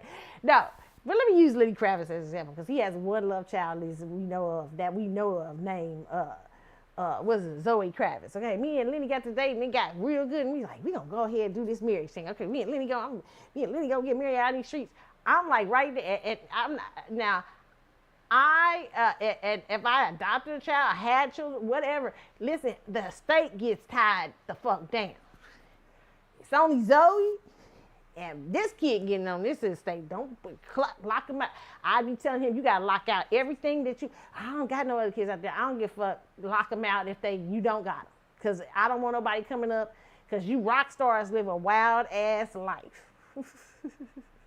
Okay, they be out here doing the most.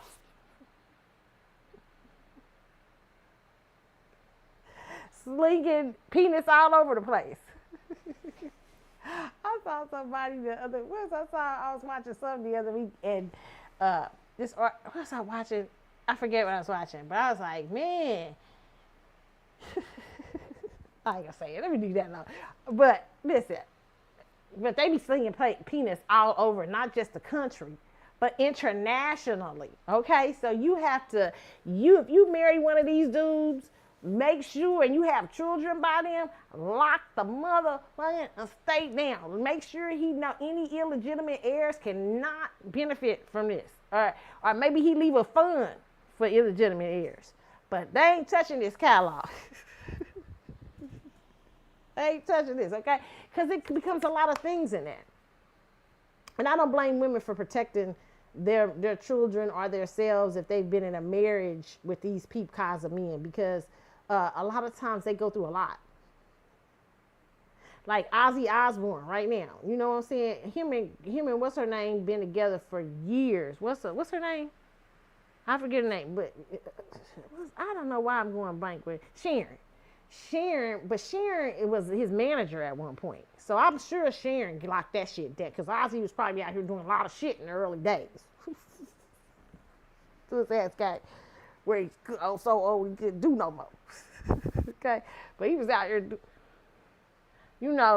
They be putting these women through, and the last thing you gonna do is leave me to fight some of your illegitimate seeds coming up here. Because you wasn't careful out in these streets.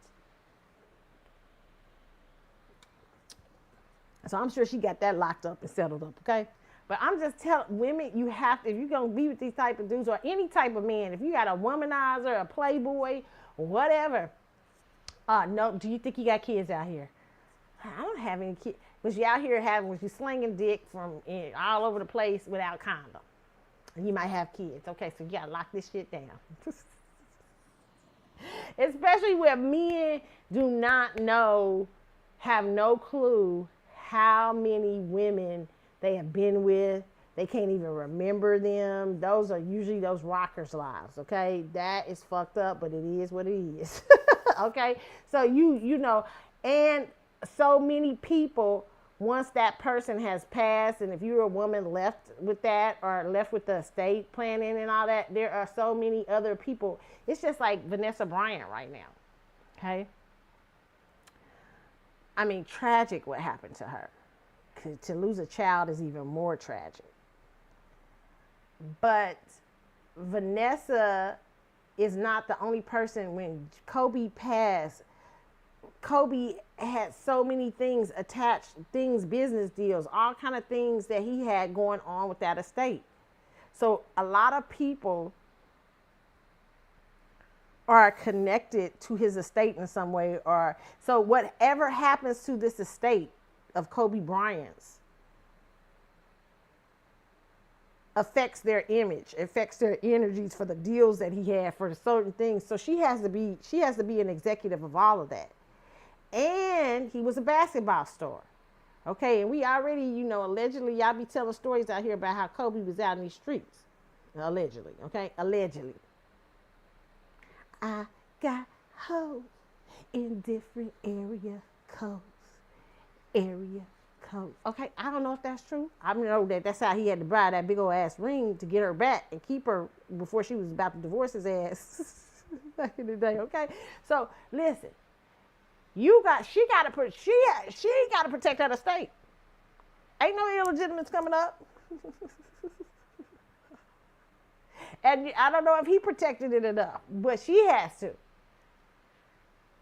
And so you imagine that everything comes behind her, all those deals, all those things, everything, because he's a big star. Boom, boom. All those things come behind to protect her and her children, because this is the devil they know versus the devil they don't know. Right? Like Prince's estate. When Prince actually did some wild. I wonder, my personal opinion with Prince's estate, did Prince do that on purpose? I feel like Prince was saying some shit. Like he on purpose. Like, did he leave his estate just out there? Like nobody can control it. Nobody can be controlled. You might have, I left it to my crazy ass relatives. They could be fighting y'all for years, or they gonna take money from y'all. I mean, you know what I'm saying? Because that makes his estate uncontrollable. Some way I think they've managed to keep somewhat control of his estate because of he didn't have a will. So that's the only reason. But their brothers and sisters and people, if they don't all agree, who probably, I don't know if they even have much of a relationship with Prince, but if they don't all agree and all do, it could be crazy. It could be. Look at Michael Jackson. There has always been speculation about that will. I told y'all on my show years ago, the first people to say the will wasn't real was these Michael Jackson investigators that came on my show. That's how they found out about that will being signed in a different place. That's facts, okay? My show was one of the first shows. It was probably the first show to talk about, because we was doing a weird show. And that happened to come out. And then eventually the family went after them, okay? And they still couldn't prove it, because, listen, Michael Jackson is worth so many. Right now, I'm getting ready to tell a story about, we got, Paris is complaining right now. Listen, let me tell you something. Okay, they what they did, and I don't know. I'm not gonna say, hey, I don't know what's going on with Michael Jackson's estate, but Paris Jackson, is been complaining right now about the estate. Let me see. Let me see this. Okay. I'm gonna tell you my personal thing.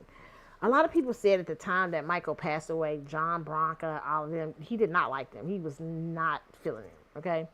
And that a lot of people might believe Michael had never changed his will, okay? It is strange to me that he did, these two lawyers that whom allegedly Michael did not like, gets control of Michael's estate when he passes away. They come up with some will. First, it looks like Catherine's gonna have control of the estate. But then suddenly, these two guys come up with this estate, come up with this, and say, "Hey, Michael signed this." They weren't even getting along with Michael at the time. They come up and everything is to their advantage, including leaving everything to the children, and they don't get anything till they're 40 some years old. Like they don't get control of it till they're in their 40s. And then I think that's how it went. Allegedly. Um, they um, they were able to sell off one of Michael's most prized possessions back to the people who he got it from. Oh my God! It's just that. Listen, I don't feel like they don't like the Jacksons. Like Catherine can make. I think Catherine gets paid like 60 million or something from his estate yearly or something like that or something. I mean, they at one time, I don't know if they're doing it now, but at one time they were literally like penny potching her. Like if she's sharing with her, she could do whatever the fuck she wants to with her money. It was all kind of shit going on around that estate. That's why Catherine sued a couple of times, but she couldn't get past these lawyer dudes. It's obvious that's something suspicious, but the system is so crazy. I actually believe Michael never, my personal opinion, I don't know if Michael really had a will outside of the 98 wheel, the first wheel. I really don't. I just don't know. And I don't know if that the will they got now, because how they moved, they didn't move friendly. They were able to make a lot of money off the estate, but to me, they didn't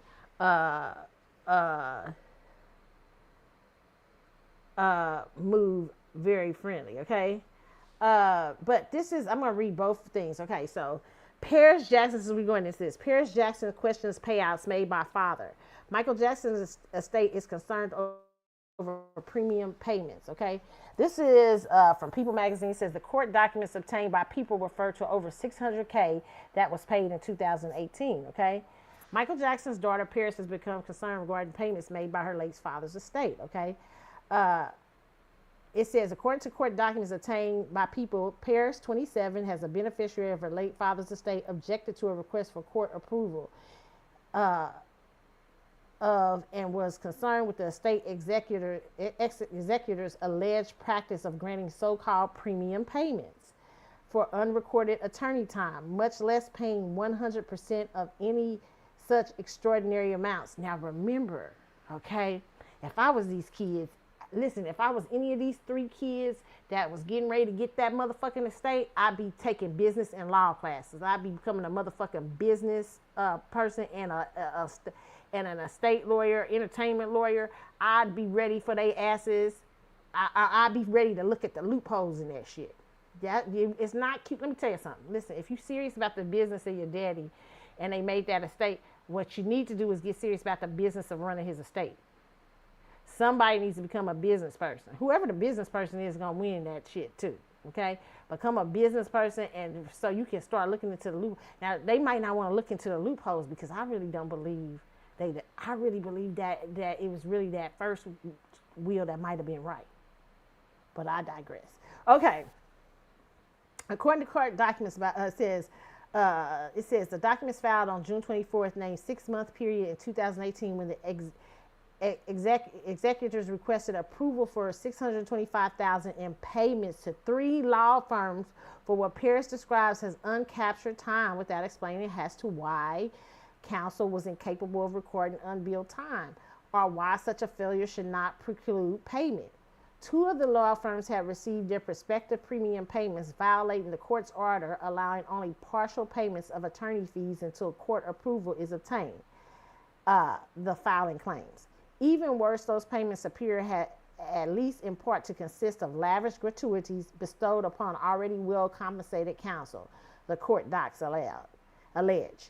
The payments raise serious and substantial questions about executors' ability to effectively supervise counsel. The documents state, by at a minimum, requiring that counsel recorded their time in a manner susceptible to at least superficial review and oversight, namely by means of task-billed time entries, and refraining from wasteful 6-figure gift giving to themselves and their colleagues.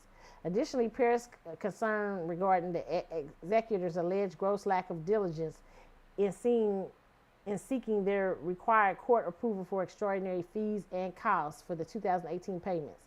The documents claim that executors were unable to give an explanation for the delays.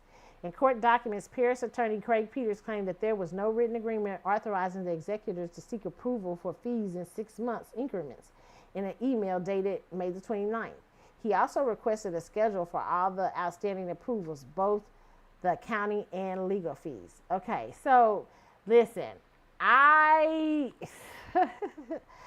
not surprised they're gonna fight these kids. And let me tell you something: kids, don't get on drugs, don't get on alcohol, be an alcoholic, don't be none of it, because these motherfuckers, you never know what people are up to. I'm just trying to tell you, it's too much power behind the Michael Jackson estate.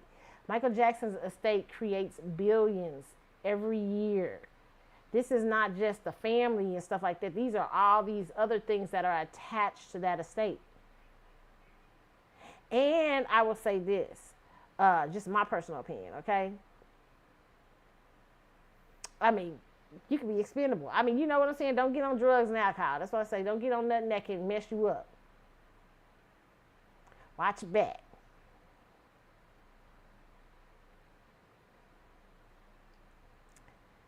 Allegedly for everything. This is all Carlotta's our thoughts. But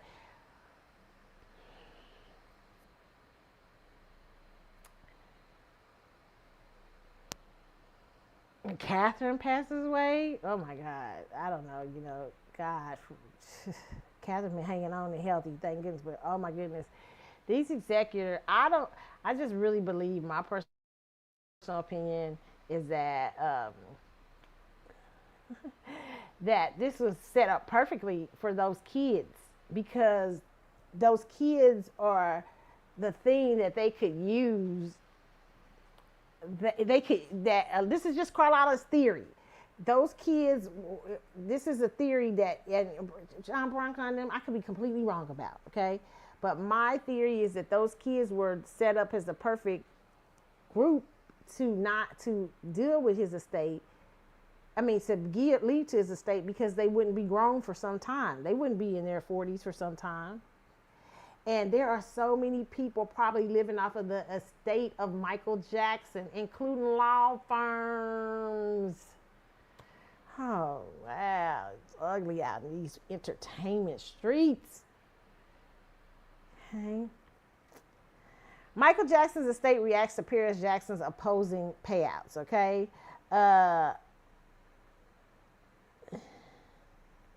Okay, wait a minute. Hold on. Wait a minute. See, they already, she's sober after battling heroin addiction. Girl, heroin ain't no motherfucking punk. Listen, they said, that's what they're saying. Listen, I don't know anybody who messed with heroin. Y'all crazy as hell. It's never been an easy drug to get off of. Paris, this is really, that is not what you want. You don't want that background energy dealing with that estate, even if you're right, because what will happen is somehow, mysteriously, magically, this is just Carlotta's theory. No, allegedly. What happened is it'll be a mysterious addiction problem for you. Mysteriously, you will fall out over an addiction. I really believe that even the Lisa Presley thing is interesting, because there's a lot of money attached to Elvis. Okay. But it says Michael Jackson's estate is speaking out after Paris Jackson objected to premium payments being made by the financial team to outside legal counsel for unrecorded attorney time.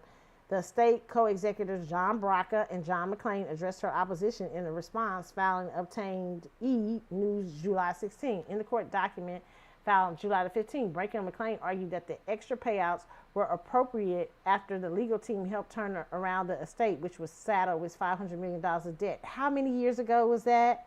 You're still paying them out? You have made billions in those years. That's kind of wild. When her father passed away in 2009 at age 50. Has the executors explained the firm's experience, negotiating skills, relationships, and knowledge of the entertainment and international music publishing and recording business were instrumental and critical in assisting and supporting the executors in achieving unprecedented results for the estate. Maybe so, but I bet that rabbit hole goes deep. Who is the law firm? Who are they connected to? Who do they do business with? Oh my God, to be an entertainer. You listen, entertainers, if you are listening to the sound of my voice, I ain't trying to be funny. I ain't trying to be mean. No disrespect.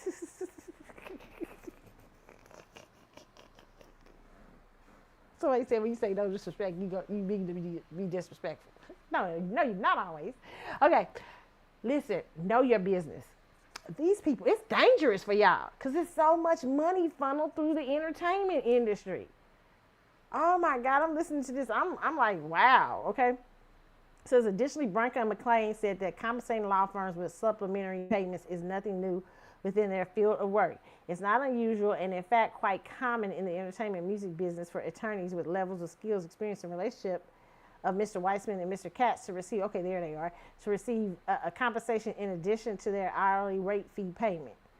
See, and you just have to, listen, closing out their response, Branca and McLean called out Jackson for objecting to the payments made in 2018, more than a year after they were brought to her attention.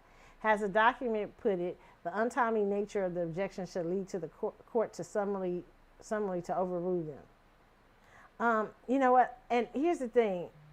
Filed a petition.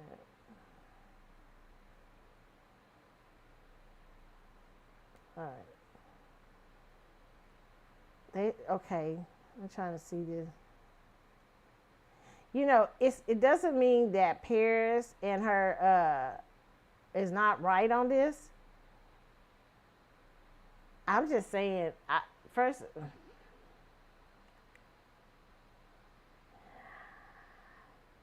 you know, Michael didn't understand with the adoption of children, and he just didn't understand what he was doing with his will, everything. Oh God, and buying that. You know, it's so amazing to me that Michael makes this the greatest business move in possibly music business history. No, it has got to be the greatest business move in possibly music history. Michael makes this move to buy that catalog, to buy it. First he buys all the Beatles music. Then he just starts buying up music. Publishing rights to songs. He just starts buying. Giving people back some of their publishing rights, allegedly. Those were rumors. Michael became a monster. That, like he said, they thought I was just singing and dancing. Wait, do we got the video? We can share that. Yeah, I need to share that for y'all. I need to share the where Michael talks about let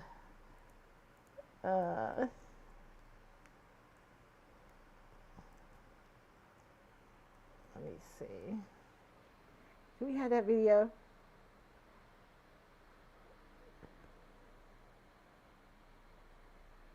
Okay, this is kind of long, but okay, we'll play some of it. Listen to Michael talking about some.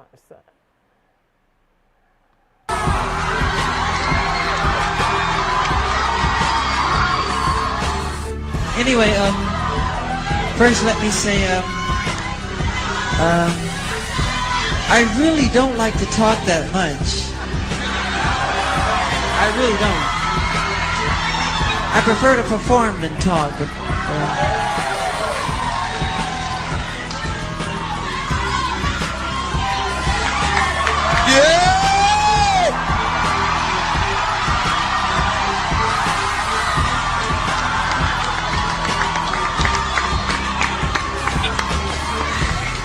you know, let me just say this.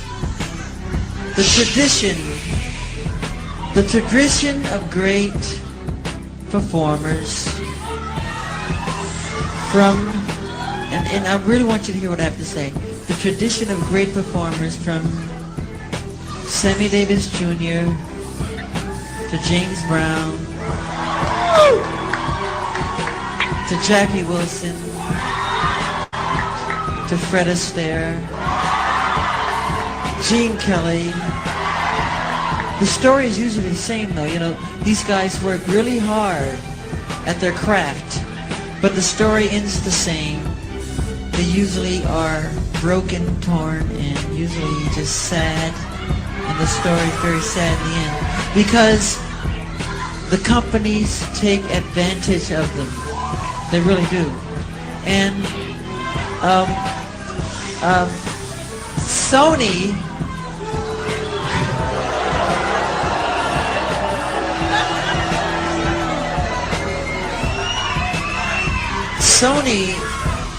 being being the artist that I am at Sony, I've generated several $1 billion for Sony, several billion, and they really thought that my mind is always on music and dancing, and it usually is, but they never thought that this performer, myself, would outthink them. Yeah!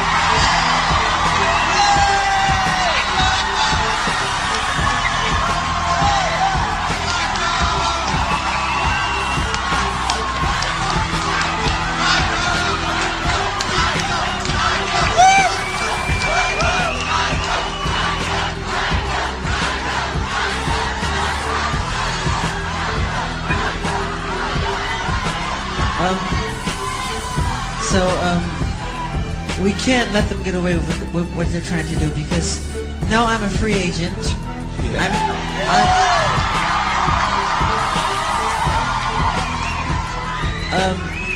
I just owe Sony one more album. It's just a box set, really. And it's with 2 new songs, which I've written ages ago. Because every album that I record, I write, like, literally, I'm telling you the truth, I write at least 120 songs every album I do. So I can do the box set and just give them any 2 songs. So I'm leaving Sony a free agent.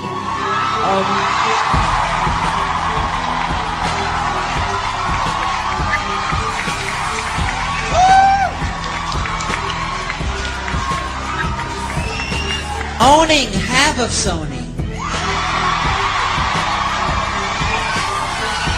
So I own half of Sony's publishing, and I'm leaving them, and they're very angry at me because of it. But I just did good business, you know. All right. There's a couple of things he said up in there, okay? I mean, you know what? Like, he was a free agent. He was leaving Sony. He was like probably possibly the biggest artist that Sony ever had. And then he leaves with half their publishing. Like, what the fuck? Like, they was not watching Michael Jackson. They were just not watching Michael Jackson. They weren't watching him. First of all, I would tell you Michael Jackson used to do some flubs, though. In terms of, like, he came up with genius ideas, like the genius idea of marrying Lisa Presley, because I understood what he was completely trying to do. And she used to say that he wanted to have a kid. I was like, that is so the fuck. If he would have done that, if he would have made that happen. But she peaked game, I think.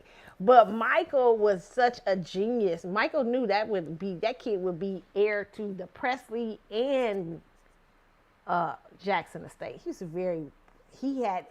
was very creative, kind of wild, right? Like some of the shit he would think. But listen, is he lying about those record companies? You know what? After Mike, they worked so hard to destroy the reputation of Michael Jackson. By those times those court cases come, they just had to give the implication. Like, you could do this to anybody. Any of us are in danger of a horrible system, a weak system, a weak justice system. Where by the time they put those child molestation charges and all these things on Michael Jackson was broken.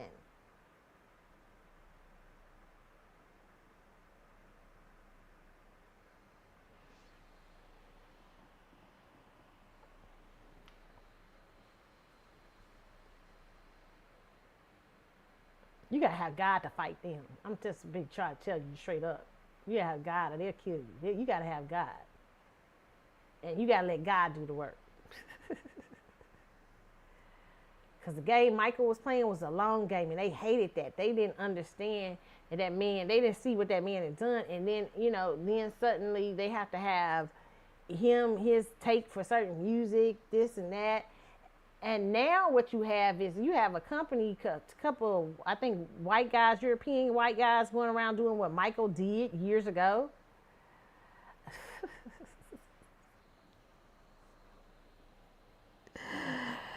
Oh, man. Paris, y'all don't know what kind of game y'all playing with these dudes. Bronca and them is just the front men, in my opinion. Just my opinion on that. That's all I'll say on that. That's just wow. That's just wild. And it's that rabbit hole probably goes so fucking deep. That Michael Jackson was the biggest star in history. You know how much money it took to put behind. You know how many corporations were behind that got invested behind Michael Jackson being that big star. I mean, think about all the things that Michael Jackson, the merchandise that Michael Jackson sold. Even on black markets. I mean, let me tell you, I got years ago, oh my God, I got this whole box set from China. There ain't no lie. Black market, all of Michael's concerts, videos, everything, okay? It's like a big old box. And it got just everything in it, old stuff of Michael Jackson, interview, anything that had to do with Michael Jackson, everything. And they sold it like they was selling it for like $50 or $60 or something like that. Man, that shit so deep. That's one of my prized possessions. But that, I mean, I'm just telling you, like that entertainment business, you got to keep you can't afford to you can't play no games. If it's going too fast for you, slow it down if you're out there in the entertainment business. But don't let them motherfuckers put that Neptunian on you, around you, and that's all you got around you. And this did not end well for Michael. Even if you try to work with the devil might try to mess you up. You know what I'm saying? So now his kids are having to deal with the shit. Okay? I mean, yeah. Strange word, strange stuff, okay? All right, so what else we got here out here in these news, okay? And it's just so many, that tells you how many people are involved in these estates. And even with Jay-Z and Beyonce, they already got their plans for something. Probably when they had something, if something was ever happening to them, they ready to jump on it. Okay. All right. So this little story I saw today, and I was like, come on. Okay, what am I put out here? This old man in a scooter. Okay. This man in a scooter. This old man in a scooter. Found out his wife was cheating on him, okay? And he he takes off driving in the scooter. It ain't funny. We ain't laughing at the death. I'm laughing at the scenario. Not the scenario. I'm not laughing at nobody being killed. But I'm laughing at this man getting in a scooter to go after. He can't walk. He in a scooter. He takes his scooter and goes all the way to where his wife and her boyfriend or her side piece is. And he kills the side piece. Now I'm going to talk about how dumb that shit was in just a minute, okay? But let me let y'all hear the report from it, okay? Hold on. Dade. The Miami-Dade Sheriff's Office says an alleged affair led a man to shoot and kill his wife's lover.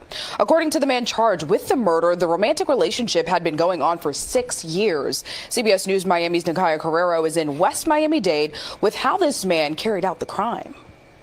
According to Detective, 69-year-old Omar Aguila was told his wife's lover was in the parking lot of the Village Flea Market.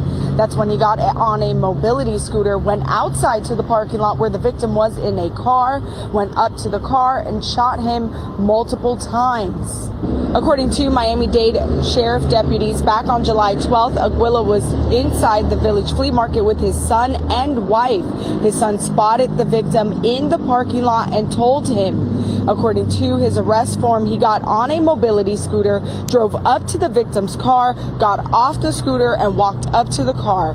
That's when deputies say Aguila argued with the victim for no more than 5 seconds, fired multiple shots at the victim, killing him. The affair that caused the disagreement started back in 2019, according to deputies. He claims he shot the victim in self-defense. According to the police report, Mr. Aguila told the police that the alleged victim was reaching down. He thought he was going to be shot. There's no evidence here to corroborate what the defendant is alleging to happen. In fact, evidence to the contrary indicates that his search did not reveal a firearm. Through the investigation, detectives discovered the victim was not there to see the woman. He was in fact there to deliver food to a friend who works inside the Village Flea Market.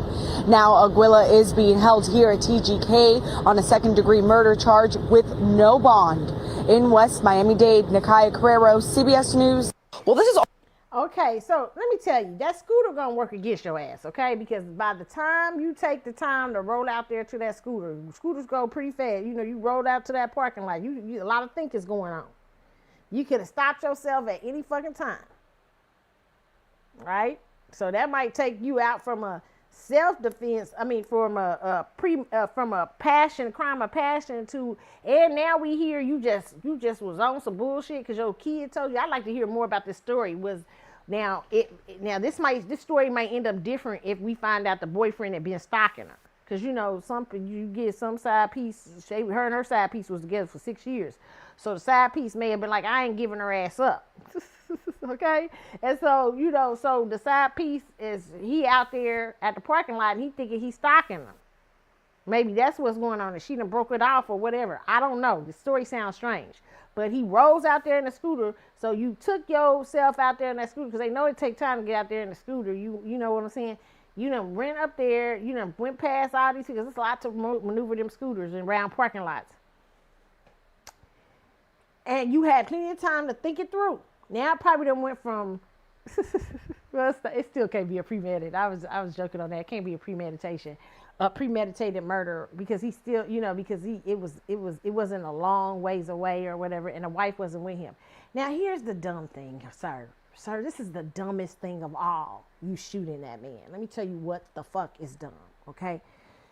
You just gave that wife, you so fucking concerned about, like you so fucking mad. I don't know if it ends up being a stalking thing, this is going to be different for me. If the side piece started stalking and they was afraid of the side piece and she had ended it with the side piece and the side piece wasn't leaving them alone, then maybe some other thing, there's something else going on here, okay?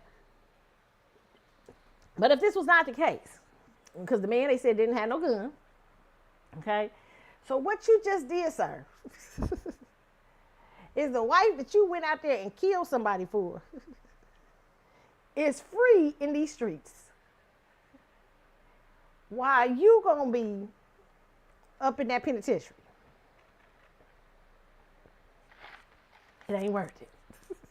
She free now. She like, motherfucker. She free. She gonna be free. She free. She free to go out and date, everything. Now, was he making the money? That might be a different story. She might not be free with the money. Is the money free? I don't know what shit.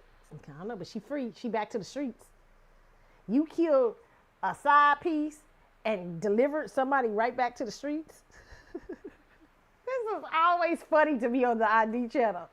When people go, like these girls the other week I was watching, they mad because the dude is messing with some girl like that. And so she get her friends to go over and beat the girl up and stab her and everything like that. Right? He beat up the girl and everything. And here's the thing. They beat up the girl and stabbed the girl. And they get put in jail. And the girl who was fighting so hard for this dude, he free. He young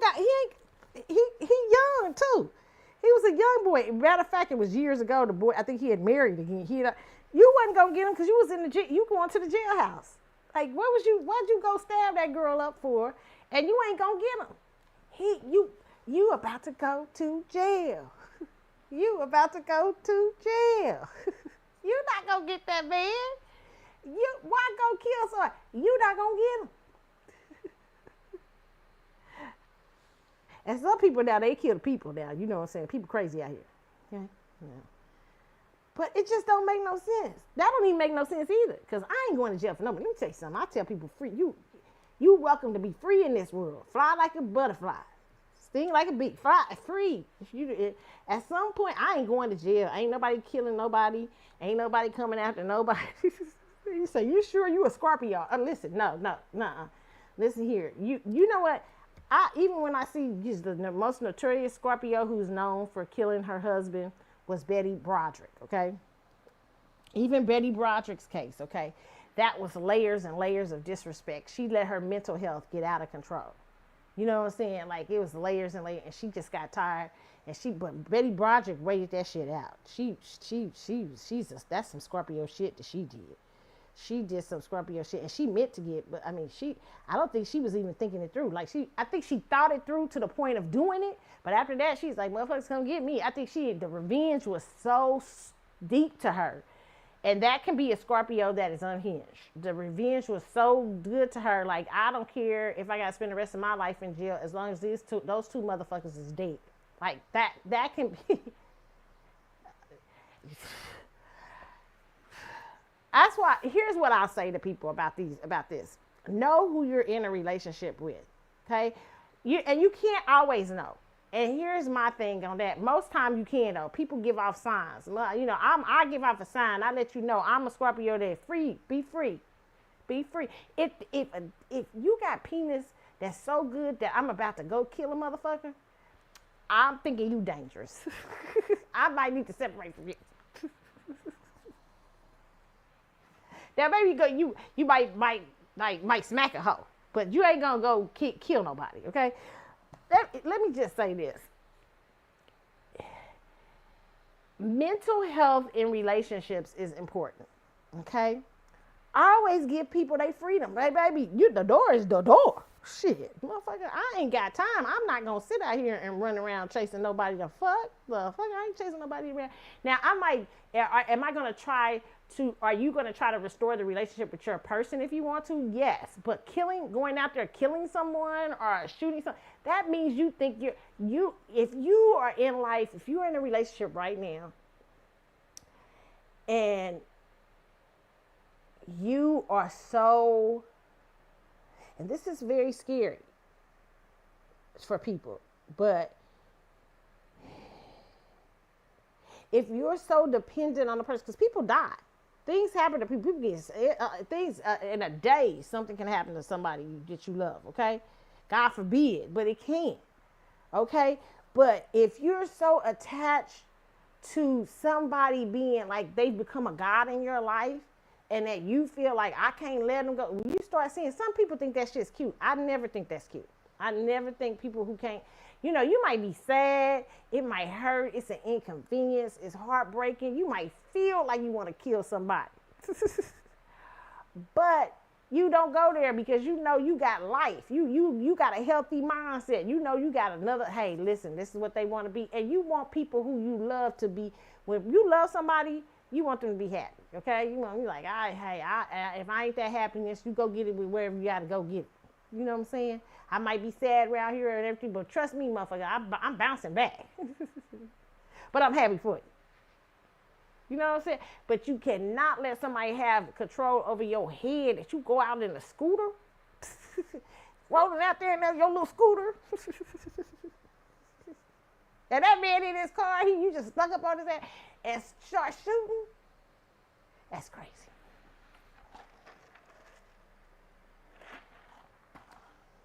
Now he going to jail, and the woman gonna probably remarry. She probably gonna be out in these streets while you up at the jailhouse. And the visits, you know, sir, because he's 69, the visits might come here and there and here. But after a while, the visit's gonna chill the fuck out. You know what I'm saying? She's gonna be back out, probably remarried, asking for a divorce while you in jail. I don't know. Some women hold on. She might hold on to you in jail and be playing, have her boyfriends out here.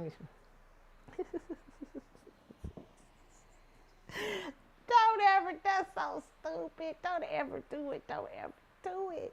Don't entangle your your future in somebody so deeply that you would kill somebody because they like somebody else or they done been in a relationship with somebody else. The fuck? Y'all crazy out here. And it never works. These people always end up. All new for you tonight. It's always crazy. Like you kill.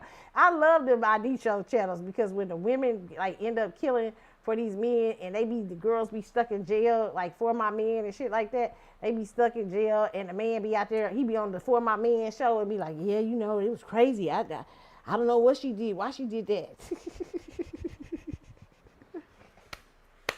And they done got remarried, had kids, and your ass stuck in jail because you done killed for his ass. It just don't make no sense.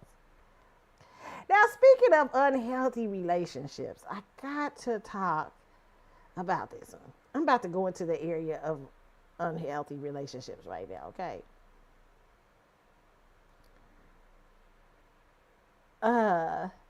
Clarissa Shields, okay? Papoose, I know you are a Pisces. And you know what? Sometimes Pisces males, women like Clarissa Shields and Pisces men, sometimes I can see how that can work. She is very dominant, okay? But she's also, it seems like, I don't know what's going on there. I don't know if there's something else going on. And I'm not trying to be funny because of the way they make her sound in the press, okay? But what I would say is Pisces guys can be very sweet and kind, and sometimes they tend to look for dominant women, okay? Not all Pisces, but a lot of Pisces do, okay? Now, with Papoose, in the case of Remy Ma, Clarissa, I don't think has enough, and this is I'm going to say it doesn't seem like she has enough emotional intelligence to realize what happened between Papoose and Remy Ma. Or she doesn't have the emotional intelligence that Remy Ma had, like growth, but she may get it. I think she's much younger than Remy Ma, and so as she grows, she may get that. Papoose, that's a danger to you because you can't be, you can be that with her because if she's on some sort of spectrum or something like that, but with Remy, he couldn't. Remy outgrew that. Remy started seeing whatever she thought she saw, okay? I'm getting a little concerned for Papoose in this because it seems like it's moving very fast. And, just hearing this young lady talk, I'm like, this doesn't sound healthy. It sounds like a 5-year-old. Like when I used to have a crush on my first, like when I had a crush when I was little, and my first boyfriend, I'm like, we gonna have kids. We gonna have when I get 20, we gonna get married, and we gonna have 2 babies and a house, and you know what I'm saying. And next year I'm gonna do this, and we gonna go to school. We gonna graduate in 5 years, and then we gonna go to college, and we gonna get married. I scribble his name. This is what Clarissa sounded like to me. It sounded like that's what she sounded like. That's what she give it. Okay. So let me pull this up, this article up. Okay, do I have it? Hold on, y'all. Hold it up. Okay, we don't want to erase. Okay, this is Clarissa. Hello, this is from Hello Beautiful. It says Clarissa Shields gives main character energy in a floor length fur at Gucci one piece. Okay, let me see. Is this the one? Okay, this is showing her when she went out to the fight the other day. Okay, is that the one I want though? That's not the one I need. Mm-hmm. Okay, this is, first of all, she has a tattoo. She's gotten a tattoo of Papoose on her. Papoose is not even divorced yet, okay? And let me tell you this, Clarissa. He loves that woman. That woman is just gone. Whatever has happened between them, he's now over there with you. And because he don't got no choices. But he loves, if that woman probably wants him back, it could, listen, I can see, I know I know I feel like Papoose is still in love with that woman the way he was acting. And there has not been a divorce. I don't know if there's been a divorce yet. She's going to force him to get that divorce, Remy. But what if she doesn't? And they get back together. It's going to destroy. You do not get a tattoo of two. These two people share a lot of energy. They share a lot. These motherfuckers share a lot, okay? And now, why I believe Remy is done, maybe Remy decides not to be done, okay? And maybe Papoose decides not to be done. What is going to happen? Okay, it says, adding to her baddie's energy was Clarissa's Papoose tattoo, referring to her man.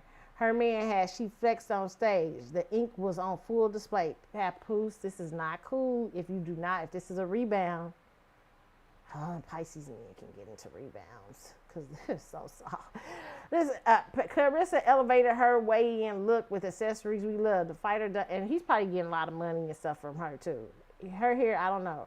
Her hair was equally flawless. She stayed in the sleep. This is from Hello Beautiful. So she has now a Papoose tattoo on her body. I hope it works out.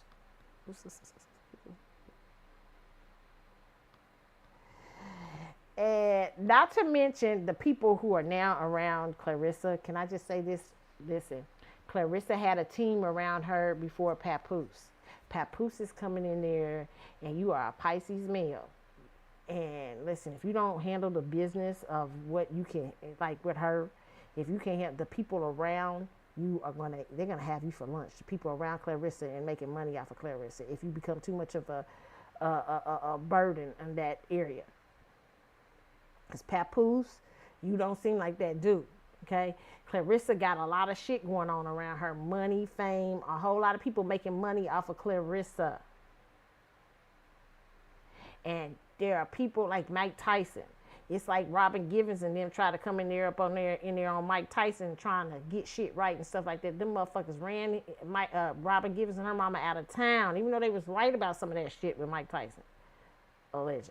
Okay, but by the time they got through with Robin and her mama, okay, making their reputations bad out here and all this shit.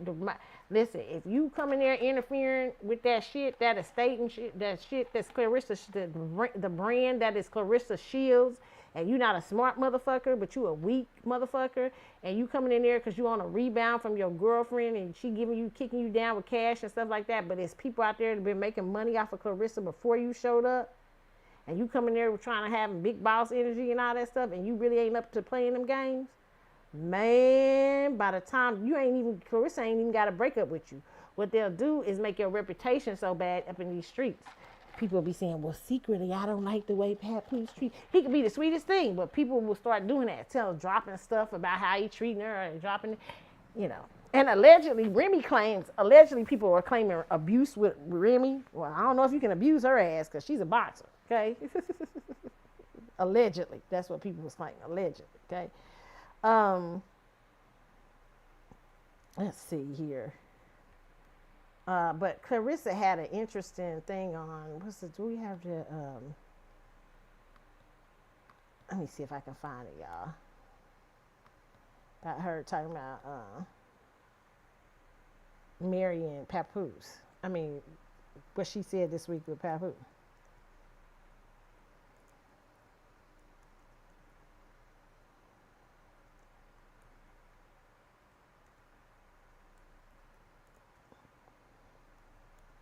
See if I can find it for you guys.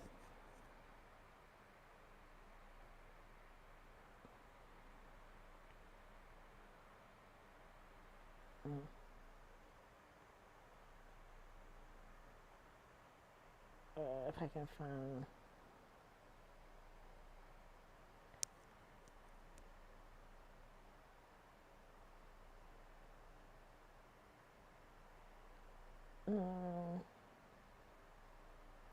Okay, I think this is it. Here's this. Okay, I gotta find the video for y'all.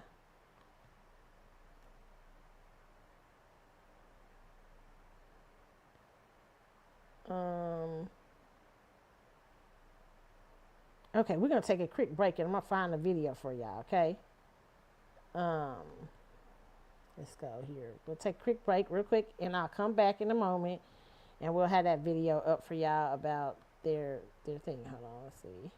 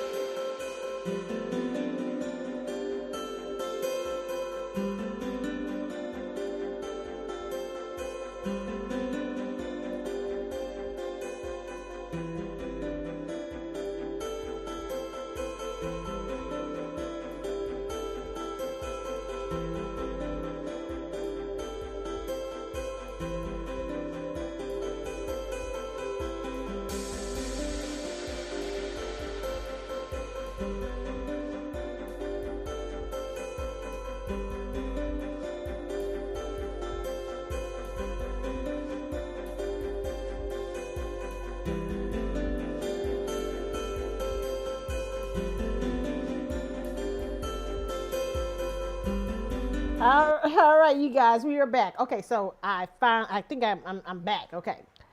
Okay, so I got the video. Okay, so we're gonna play a little bit of it with Clarissa talking. Like I said, it's very much given. Uh, I'ma have a baby. You know, when I was a kid, when I think I had a little cute little crush on my boyfriends and stuff. I'm 22, I'm gonna have a whole family, got 2 kids, me and him. We're gonna graduate. You know when you look. That's what it was giving me, Clarissa. I'm like, oh Lord. Okay, so and it might happen for her. I'm not saying, but I'm just saying, has she thought it out? Okay, this is just my opinion. Little young lady, have you thought this thing through? Okay, so here's her talking on this. Okay.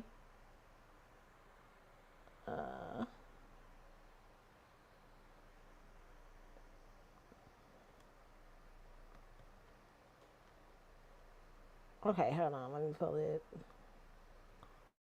Okay, so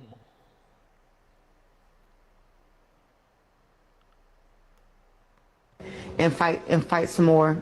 okay, And okay, have a baby next year. okay. See, Have a Papoose. baby next year. Okay, okay. Let me play this. I'm gonna play this video. But We already have it planned out. I'm gonna have a baby next year, and then we already have it planned out. I'm gonna have a baby next year, and have a baby next year. We already have it planned out. I'm gonna have a baby next year, and then after I go through my stuff, then I'll come back and fight some more, and then probably have another one, and then do the same thing again. Like, I don't want to wait till I'm 40, 43, whatever, after my career to have my kids. Right. I want to be able to run at the park with my kids and stuff like that. I don't want to be too old. So I think that keeping my body in shape, I don't drink, I don't smoke. I think that'll also help me too when I'm going through this whole body and life changing stuff. Right. I want to have. oh, Clarissa Kid. Oh my God. She don't got no clue, do she? She don't got a clue. She don't got a clue. She do not have no clue. She do not have no clue. She do not have no clue. Okay? She don't got no clue.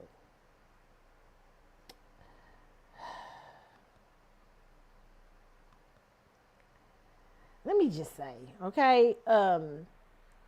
First of all, Papoose, you already start. Now I hear she's about to try to sign a major deal with Jake Paul's company or one of them people's company for millions of dollars. Clarissa, listen, let me tell you something. Having babies and shit, they ain't playing no games with you. I just saying, Papoose, you already pending to be a part of them. We already got planned next year. He ain't even divorced yet, and y'all already got the baby plan. And we're going to have one after that, and after that, we're going to have another, because I don't want to be old when having my baby. I don't, you know what I'm saying? I want to be able to run in the park with my baby. I'm like, huh? Like, it's obviously she's not thinking things out.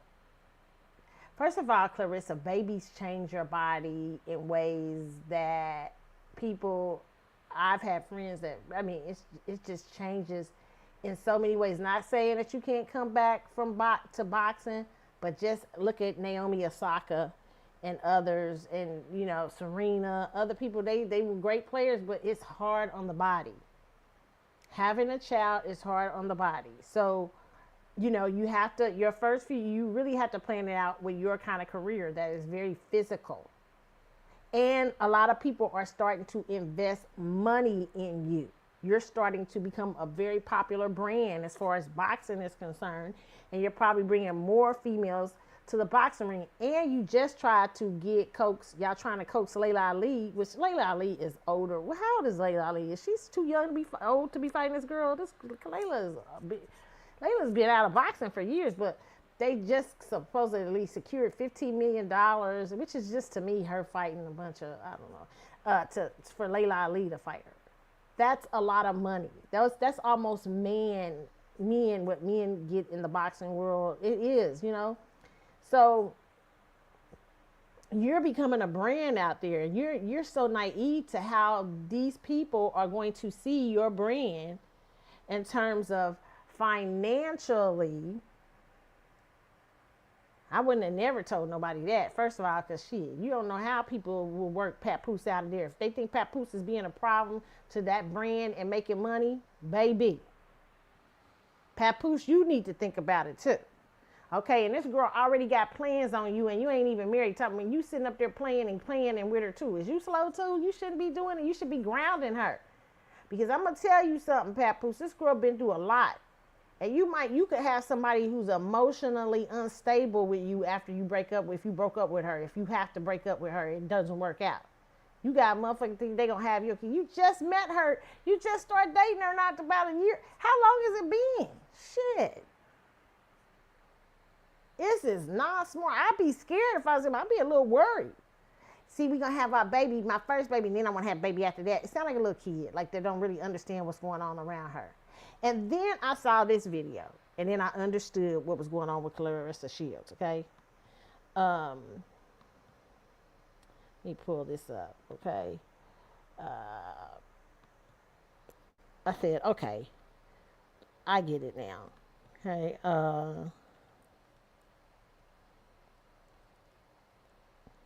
And I get where her mind is at, has a young lady, and what's going on here. I don't know how old is Clarissa.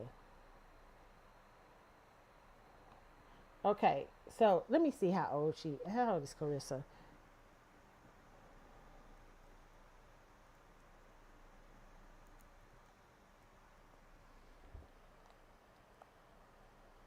Okay, she's just 30. Oh my God, Papoose.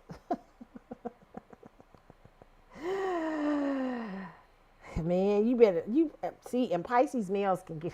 Oh God, I hope you know what you're doing again, man. Because oh my God, jeez, I don't even know what to say. How old is Papoose?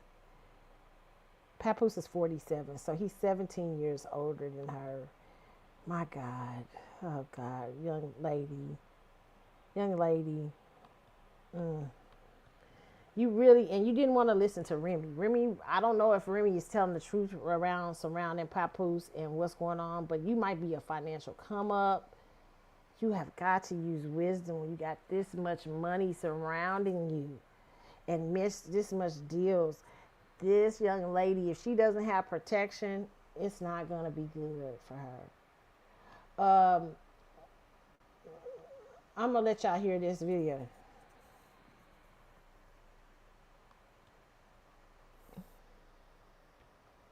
Mm-hmm. Wait a minute, how do I keep it? Get y'all. Oh, anything. Okay.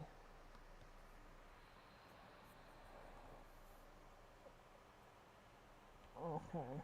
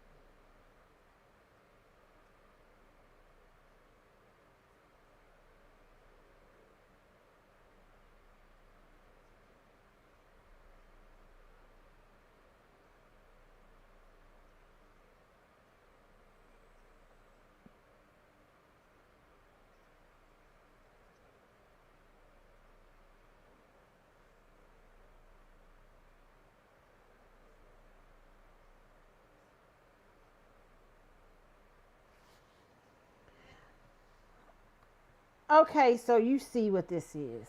Okay, if we can see. Okay.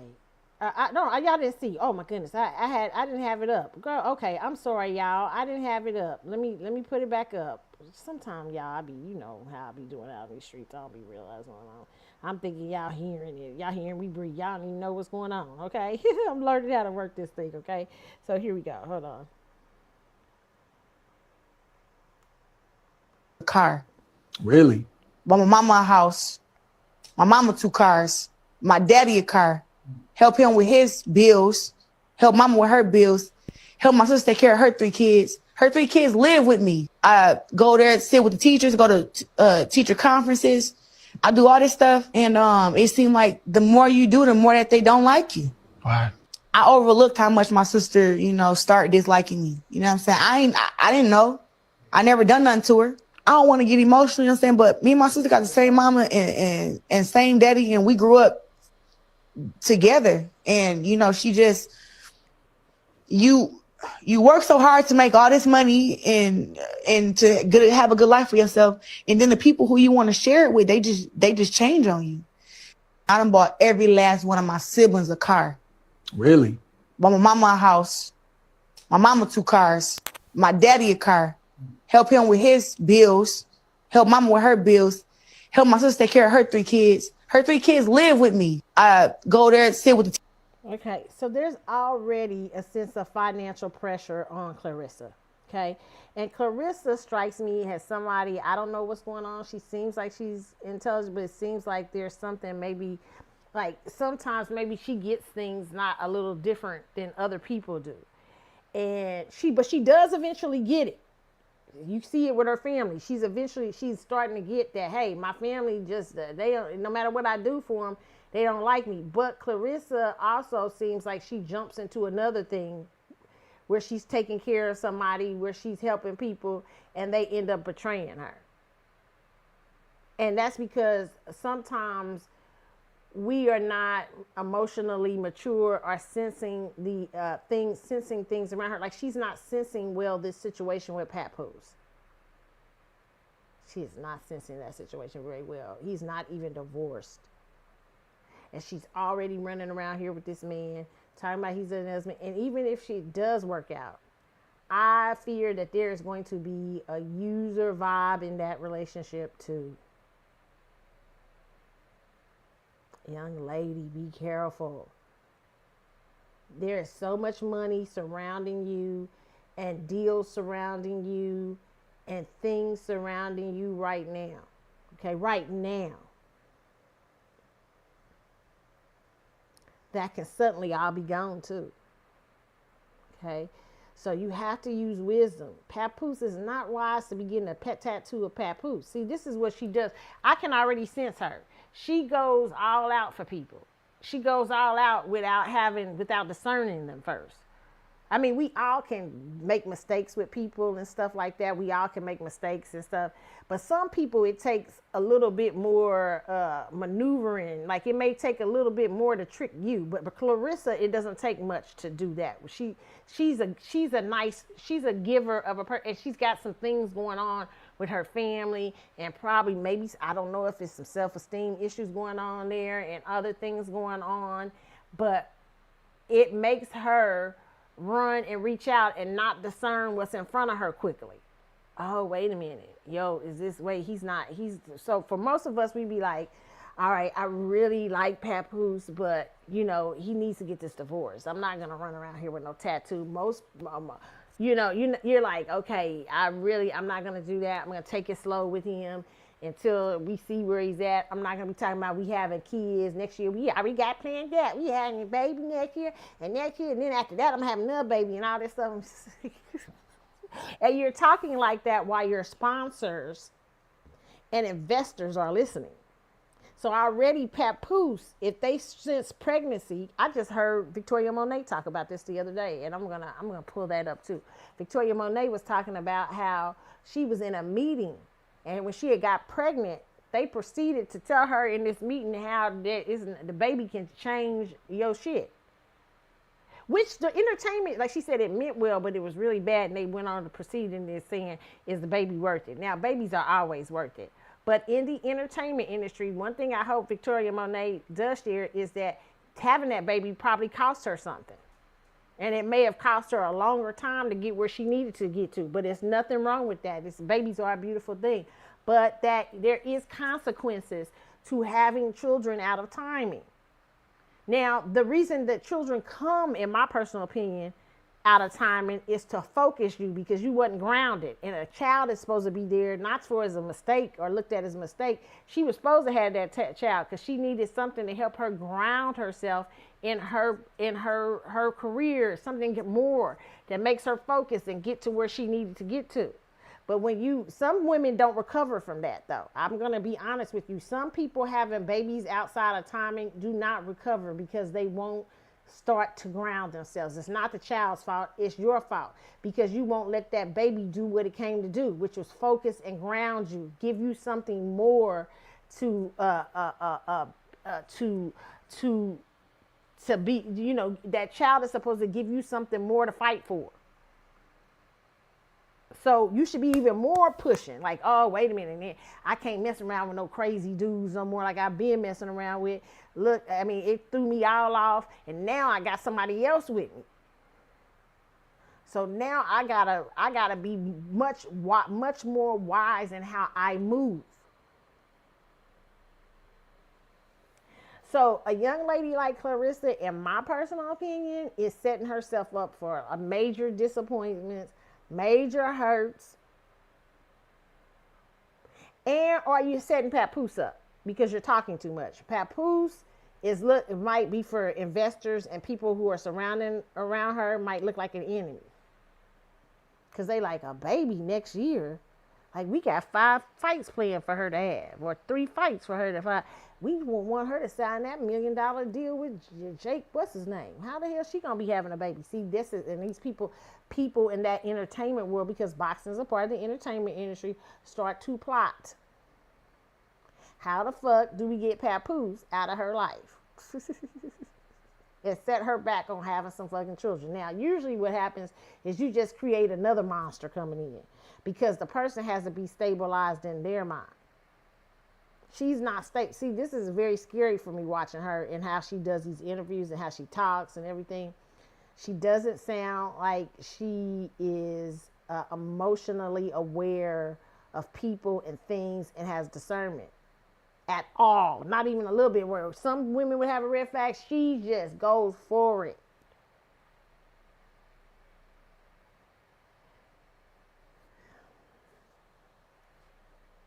Wishing her all the luck, man. Hope it works out for her, man. Just cray, okay.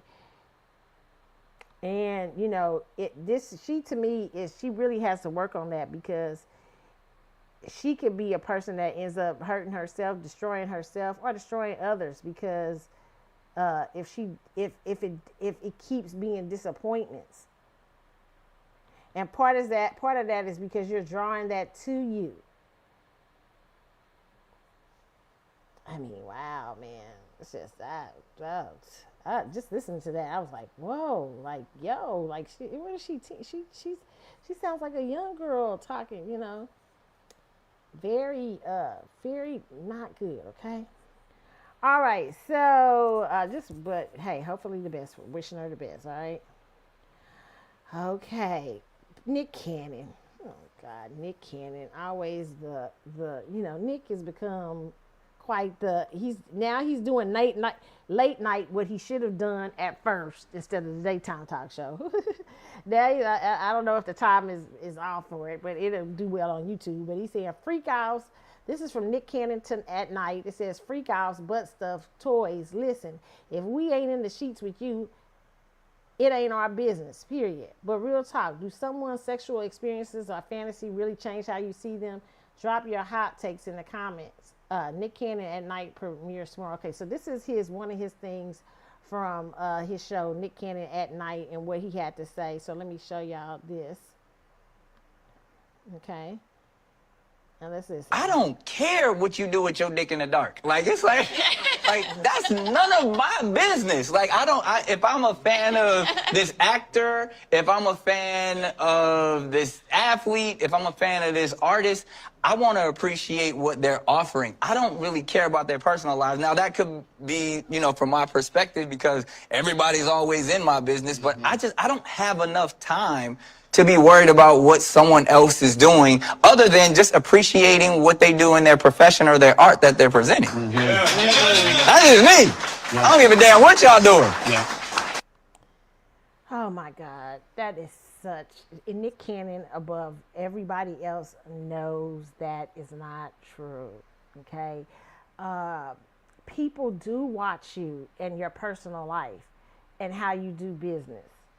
Even in politics, everything. If you look like you're unstable in your personal life, people sometimes don't want to do business with you. Nick Cannon cannot tell me that he hasn't lost business deals. He hasn't lost all kinds of things because after Mariah Carey, he chose to go out here and be reckless, creating lots of kids with different baby mamas. You cannot tell me that did not change people's perspective of you, change people's ideas of you. Yes, you're still able to work in the entertainment industry. Yes, you're still able to do this, but how much setback have you had because of those choices? People perceive you as, oh, this is a person that is not stable in his personal life. Can he be stable in business? Well, he has wilding out, is successful. Yeah, but to whose thing? See, people in the industry may know something. See, because if you spending that much time fucking, like if you run around doing that much time, doing all that, like you probably are not very much business. You might be, your businesses might be slacking, especially if all these energies are pulling at you. Different women, different things, different people. People don't want you like, because when they call you to do business, they want you to be able to do business. And you got 5 or 6 baby mamas they dealing with and shit like that. Unless you've learned to master it, that's a problem. And it ain't just so people look at you the same way. Your Nick Cannon I always say Nick Cannon could have been like, what's this bigger to me than, what's the guy that hosts American Idol? I forget his name, but Nick could have definitely been him and hosting New Year's Rockin' Eve, because Nick had that kind of energy at first. But Nick went around here recklessly and let his personal life be out there. He was just having a bunch of baby mamas and looking like he was having some sort of thing going on. You know what I'm saying? And people saw that, and people were like, ooh. Ryan Seacrest, we don't know too much about his personal life. We don't know if Ryan Seacrest got 7 and 8 baby mamas, okay? But it doesn't look like it. And it looked like Ryan Seacrest has used wisdom and discernment in terms, because he's hosting now New Year's Rockin' Eve. Because he understands reputation is important. How you look to people is important. If you a man out here and you singing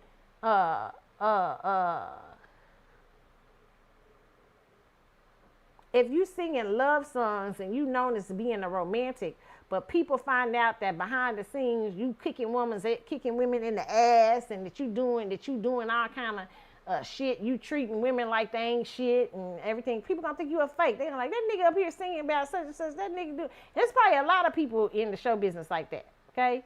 But I'm just saying their reputations haven't been found out yet. Yes, people will change their idea. Doesn't mean you can't clean up and restore your reputation. Nick can restore his reputation. And I see that he's been doing that. There's been less focus a little bit on his baby mama. He's being more into hosting again and everything. But he probably would have had a better situation had he not handled having the children. I know children are a blessing, but had he not handled it that way, it probably would. Nick would have probably even been bigger. Okay, so that's just facts. You look sloppy to the public. That's probably why his daytime show. You can't get into daytime. I don't know why they didn't use Michael Strahan instead, who seems to have a better look about him. But Nick Cannon, I knew he was gonna fail in daytime, because at the time it was starting to be out there that he was having all these girlfriends and baby mamas and stuff like that. Daytime is traditionally been housewives at home, or women at home, very conservative and stuff like that. And they don't like you. They don't want you bringing them talk show things. I always said he should have been on nighttime, because you can get away with that nighttime. But they don't want you to be out here and doing all kind of wild stuff. It doesn't help you. Now you say somebody like Elon Musk. Elon Musk, I think by the time he start having those kids, you see, Elon Musk comes from a very wealthy family, first of all. And Elon Musk, and it does hurt Elon Musk's reputation a little bit. You don't think some people in that business don't look at Elon Musk as a wild shot? Some people don't like him and don't want to do business with him, probably because they think he's reckless. He's having all these kids and stuff like that just because he's been able to achieve trillionaire status. That's because he had a great deal. Sometimes it happens, sometimes it doesn't. But also he has the backing of a wealthy family, and he is not in show business. But even in business, people don't like that sometimes. So it can change. It's not just, I don't care where your big men are. Yes, people do care if you out here hoeing and you got another image you displaying. That's just what it is, okay? I hate that for you. You know what I'm saying? It is what it is.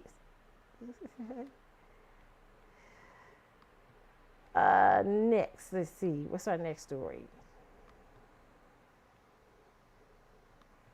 Okay, we got the new. Okay, so I watched another great show. I was gonna tell you guys to watch Shane this week. She talking to Miranda Ray Mayo about relationships. Oh my God, this one looked really good. I saw half of it. I haven't seen all of it. but I'm going to let you guys see the introduction to it. Please go watch it. She has such good shows. I love the topics. Okay. A shitty person.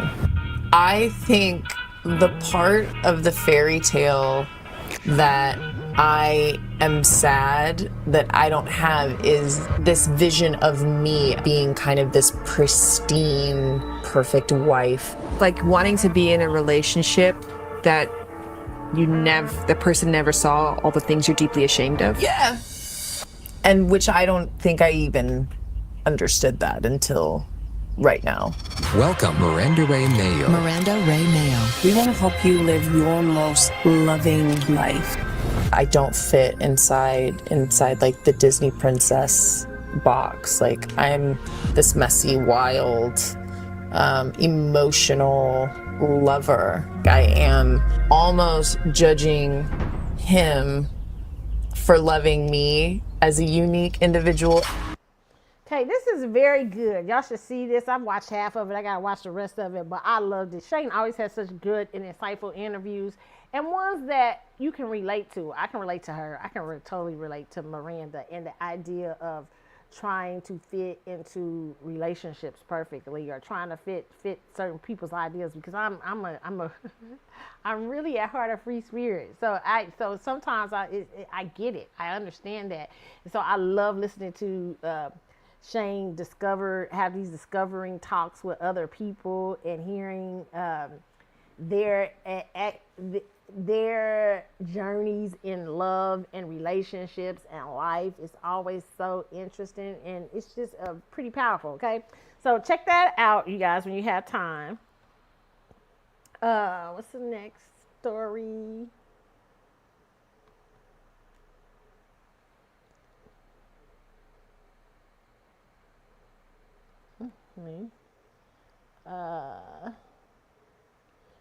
We can talk about Rachel. Okay, no, I wanted you guys to hear this lady from TikTok, Rachel Marie, Healing Loudly. This is really good. I'm gonna play a little bit of this. She's Rachel Marie on TikTok, but fair use. But I thought it was really, I'm gonna use this as fair use, but I thought it was really good what she had to say. So, and that's any video that's been used today, fair use, okay? But let me see. Let me let you hear her. Just a little bit of her. Do you know that the man's phallus can actually siphon from that woman's energy if she is the right caliber of woman? Did you know that the woman's womb is a soul portal? Did you know that the man's phallus can actually siphon from that woman's energy if she is the right caliber of woman and she's got the right type of energy about her, as in she's done the healing, or she's somewhat there, and she's dealt with all those soul ties and those attachments. Now, a man siphoning from that energy will instantly make him glow up, make him more confident, make him more successful. Basically, she's opened up another dimension for him. And if he is of the wrong type of energy, that woman therefore ends up completely drained and depleted, looking weather-worn, and looks like she has aged by 10 years plus, because the energies are not balanced. I talk about this because of personal experience. And I spoke about this in depth well over a year ago. And that video blew up. That video went viral because I was speaking about that spiritual energy exchange that happens during that particular activity. In this day and age, unfortunately, people treat it so casually. They do not treat it for the sacred act that it actually is. And then they wonder why their mental health is at an all-time low. Because you're taking on all these different attachments from different bodies. It's not just a physical act, it's also a very, very spiritual act. When you come away from that and you start to awaken, and by coming away from that, I mean abstinence, celibacy, no dating sites, there is no point, don't bother. Stop running and chasing and looking for another body. Now, I know a lot of you will say, but we're human beings. A human being needs another human being. I understand that.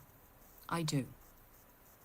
But it has to be the right human being. It has to be the right person that has completed their healing. You have to be on the same vibrational frequency. Okay, so I'm gonna say about this situation, what she's talking about. Listen, this is so important, and this is in every area of your life. And I understand people have one night stands, people have all kind of things, but you should be very careful. I would not advise people to do one night stands and stuff like that if you don't know the person. My God, because you're gonna pick up, lay down with the old people say, lay down with dogs and end up with fleas. That ain't shit. Okay, listen, it's not just about sex, in my opinion. Okay, because sex can happen on astral planes. Y'all do know that. If you gotta if you into spiritual relationships, twin flame stuff like that. Do you know people can send out sexual energy? All kind of things. I mean, listen, I'm just trying to tell you, it's all kind of stuff out here. But it's not just about sex, it's about the level of intimacy that you allow people to have in your life. And that's regarding friendships. And I'm even getting some of this just in my life right now. You know what I'm saying? Friendships, relationships, everything. Because what you allow to have a certain level of intimacy to you has attachment to you. Even friendships. Okay, remember when people say, show me your friends, I'll show you who you are.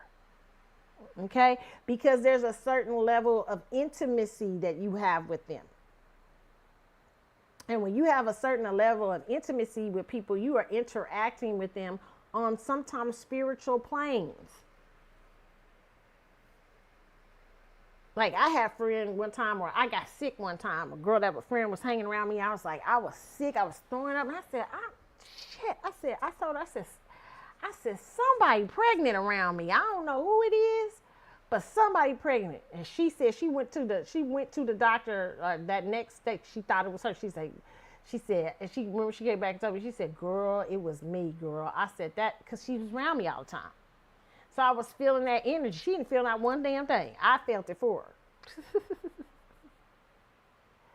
So, but that she has a level of intimacy to me. And those people, when they're siphoning energy off of you, energy exchanges are going on and stuff like that. You got to be real careful.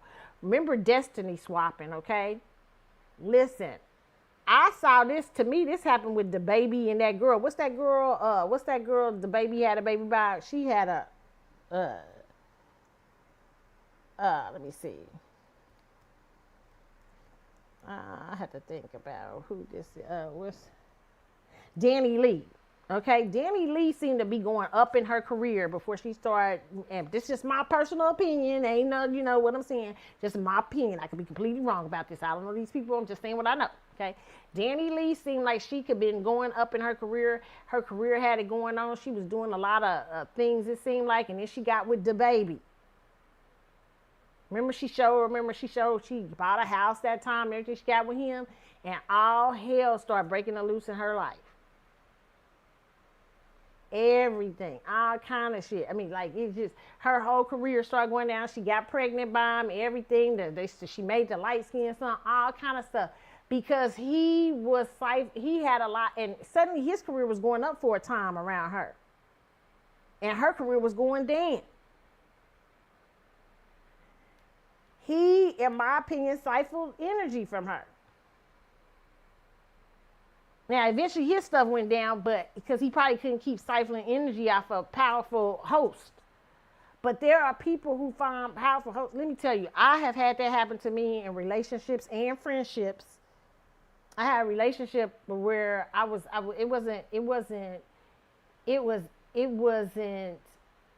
intimate in that way, but it was deeply intimate in terms of us people getting to know each other back in the day, right?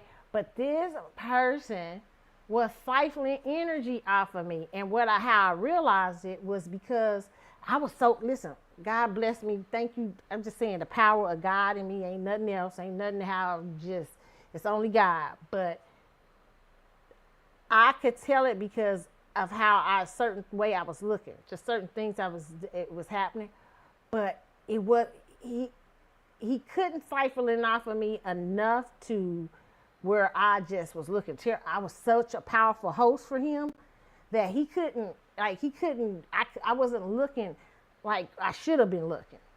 But I had so much, and it really made me realize, man, you got to be careful of people eating off your energy. This person was eating off my energy. They was eating off my energy, and I didn't realize, because I didn't realize the person was a spiritual vampire. You know, and I was like, you know, and I caught myself being deeply caring for the person. I was like, okay, you know, this was years ago, but I found myself, and I was like, wow, you know what I'm saying? Okay, but there was one of the things I learned in our relationship, there was never clarity. There was never anything solid. There was always a lot of running around different stuff. And what I realized was me being such a powerful host of that he felt was a pure energy and stuff like that. Shit, he almost ranked me through if I hadn't caught it, right? But not only was he siphoning off of me, he was siphoning off of other people. So eventually I withdrew that, and I saw the difference. Okay, but it's very hard. Okay, it's very hard because people will siphon energy off of you all the time, and one of the ways they do it, and it's so hard to get untangled from it because once you get used to a certain thing, and this is why I say for young ladies out here, even sexually. Okay, she talking about on a sexual level, but I'm just saying on intimacy, period, giving people access to you in ways that they don't deserve, they haven't earned. And trust me, I'm telling y'all something because I know, because I've been through it with family members, relationships, friendships, everything. Giving people access to me that they don't deserve, and they eat off me. And sometimes, remember, you know, there's a powerful story. Y'all know how I love Bible stories. You know, in the Bible, there's this powerful story about how the women, about how Jesus was going through the crowd, and remember, it was the woman with the issue of blood, and she reached out to touch Jesus, and she got healed, and Jesus turns around and says, "Who touched me?" Now, he was a big old crowd around him. Everybody was touching Jesus. Hey, Jesus. But he knew power had went out from him. He was like, he could feel the power of her being healed. He knew the power had went out. He said, "Who touched me?" He knew that something specific had happened. That talks to the powers that you have as a human being. The weight you carry energetically and spiritually.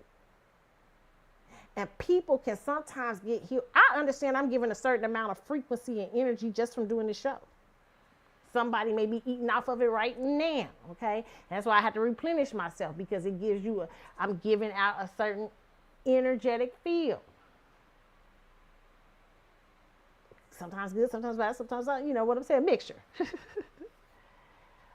But energy, you can also allow someone into your space energetically. I'm watching this right now, okay? I'm gonna tell you a sidebar. I'm seeing this story right now, and I don't know the young lady. I just watch. I talked about, I talk about twin flame stuff on here all the time. And I saw this young lady on the show, this thing the other day, and I watched that stuff. And no, but it wasn't. At one point, I was wondering for her, because she believes that a lot of people with the twin flame thing, they energetically let a source in or a source into their lives, and they don't realize that when the source doesn't make itself clear, when the source hasn't shown up in your life after so much time, do you keep letting that source eat on you? And this young lady is letting that happen. And to the point where I said, I hope it doesn't make her crazy. Because if the source doesn't show up, if the thing that you're thinking that's soulmate or that twin flame doesn't show up, well, how does that roll after a while? You get what I'm saying? So you really have to, and you have to be and let me just say, there are some people who could take that now. There are some people who could transmute energy, okay? Don't. Now, there's some people who come out here and be playing games with people energetically, and they be trying to siphon off of some of these spiritual vampires. They're trying to siphon off of these really, really powerful people. And what happens is they match. They meet somebody who can recycle their energy back to themselves. And that's a whole nother story. I mean, like, they can recycle that energy. Okay, so and then they'll be left drained and unsure and how they, stuff like that. And just be careful, because intimacy, any form of intimacy, but especially sexual intimacy, all those things open portals and doors to who you are as a human being. I always remember that. I always remember, young ladies, if you got a man around you right now and you like, dang, like sometimes men even, like, this is what sometimes in relationships, even when men are courting you, sometimes men can be like, you might have been like, I don't know about him, you're not so sure, but the dude keeps playing in your energetic field. But you got to make sure he legit, because some men can know how to just play there until they get accepted. And so you want to make sure the thing that you've accepted is a legit thing. It's people who can, I'm trying to tell, it's powerful. And there's nothing wrong with that, because that's what men are supposed to do. Men are supposed to court and this and that. But you need to always protect your energy and your space. I love what she had to say. Y'all should go hear the whole thing. Her name is, what is her name? Rachel Marie _fiercely free. Rachel Marie _fiercely free on TikTok. Okay. Really good. Okay. All right. So Ray J showed up this week on the Cam Newton show, and he told what we all have known and suspected for years, that yes, he was in a relationship with Whitney Houston. Now, this is from the neighborhood talk. It said, neighbors, Ray J is shutting down rumors that he was involved in Whitney Houston's passing. He says her death impacted him greatly in his chair. He tried hard. Okay, so he also tells that, but he also talks about that him and Whitney had a relationship. He confirms that. He said they were going to announce that they were in a relationship that day. The announcer said he was going to go to but he wasn't. He's saying he wasn't around during the whole when she passed away. But he said that he came back that night because they were supposed to go to Clive Davis's event, and she had already passed, and they were supposed to announce that night that they were official. Okay, so let's take a look at this. Okay. Fucking really make the announcement that, like, you know what I'm saying, we was fucking around, and that we, like, every fucking day, she was one of the most important people to me. Niggas is saying that I was in the room when she died. Bro, that's the biggest cap I've ever heard. I've heard it since the beginning. But when you know the truth, why do you have to jump out there and try to tell it to everybody? So I didn't care about what people were saying at first. But I think it's important that you use this platform, because one of the things that I was going to hit on is, number one, you mentioned murder, right? That's, if you look on all my comments, yes, every time I go live, anything, you kill Whitney. Okay. That happens, and spam. Now speak your truth on that. Here's the truth. It's not my truth. It's just certain times when narratives are going to the moon, that's not true. Everybody has you have to go and you have to shut certain things down. Right. The way they made that scene is so haunting to me. Here's why. I wasn't even there. I was nowhere around. Where were you? I was in San Diego doing a show. Okay. The Clive Davis event was the next day. We were gonna go there together, and we were gonna fucking really make the announcement that, like, you know what I'm saying, we was fucking around, and that we were locked in. So y'all had a real relationship. 1000%, bro. The real emotions. Bro, that was my people, bro. And bro, I'm this funky Friday, ladies and gentlemen, where we keep it 100. I barely speak on Whitney. She's Whitney Houston. Yes. That's Whitney Houston, but she's Whitney to me, right? And to me, it's just so distasteful for somebody to tell somebody something that the other person can't respond to. Right. To me, it's unfair. So I've always just never said nothing. But now that this shit's going everywhere, like, bro, it's just fucking hurtful, bro. Like, when I got back to the hotel, they did not let me up at first. Until everything was cleared and it was just the family, that's when I was able to go upstairs and see the family. This is you talking like late at night. When I pull up, I got my shoes. I'm ready to go to the event. I just talked to her on the phone. She's not there no more. It's over. Like, and Ray, who is her bodyguard, he found her. And he called me. CNN says Ray J found her. And then 10 minutes later, like, oh no, Ray, her bodyguard. That shit's 10 minutes later, bro. You get what I'm saying? Mm-hmm. But so, there's a innocence with jumping to conclusion, and you can kind of see why. Obviously, there's similarities in names, but that was not you. I was nowhere to be found. Right. And I hate talking about it because I got so much love for her. I've never seen her in that state. Yeah. They never. So to make me that person when I wasn't even there, and then to put murderer on top of that, but I just solely just got away with it. Mm-hmm. But I think something that you shared with me that I think is important, right? Especially with this, to give perspective. Did you guys do drugs? I've never done one drug with Whitney. And then when niggas ask me, did Whitney do drugs? I mean, you don't gotta, there's certain things you can ask me and I'll tell you about me. But you don't gotta ask the other question because you already fucking know, like, it's Whitney. Everybody knows certain answers. I could tell you about me.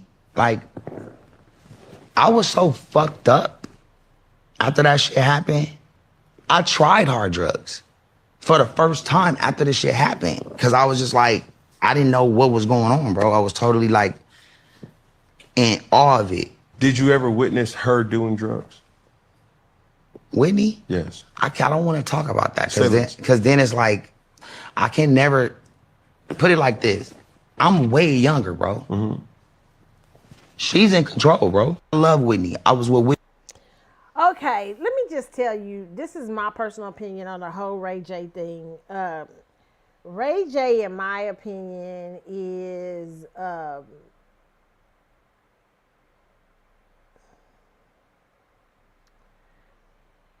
I think there was a time in Ray J's life that he wasn't hanging around a good crowd, okay? I don't know what's going on now or whatever, or something like that.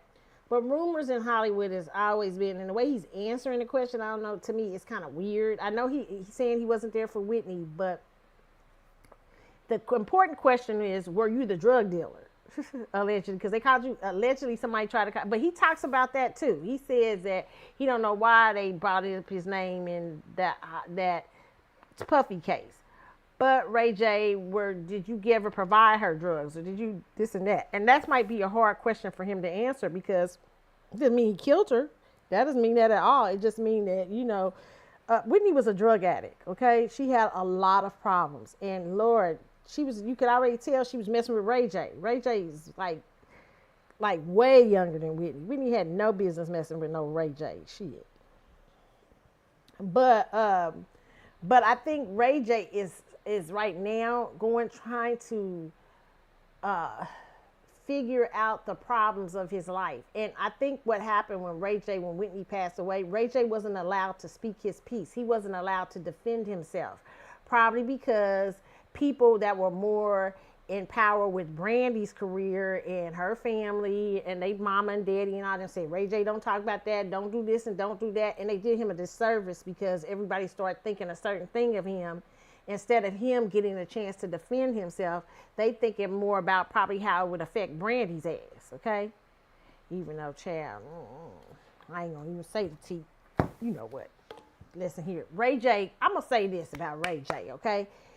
Ray J has done a lot of things. I personally think this is a kid who has suffered, not, and this is not to knock Brandy. Brandy, I hope she does. You can't keep a relative around you that's doing reckless stuff and everything. But Brandy also needs to realize that a lot of things were probably done with Ray J in the name of her career.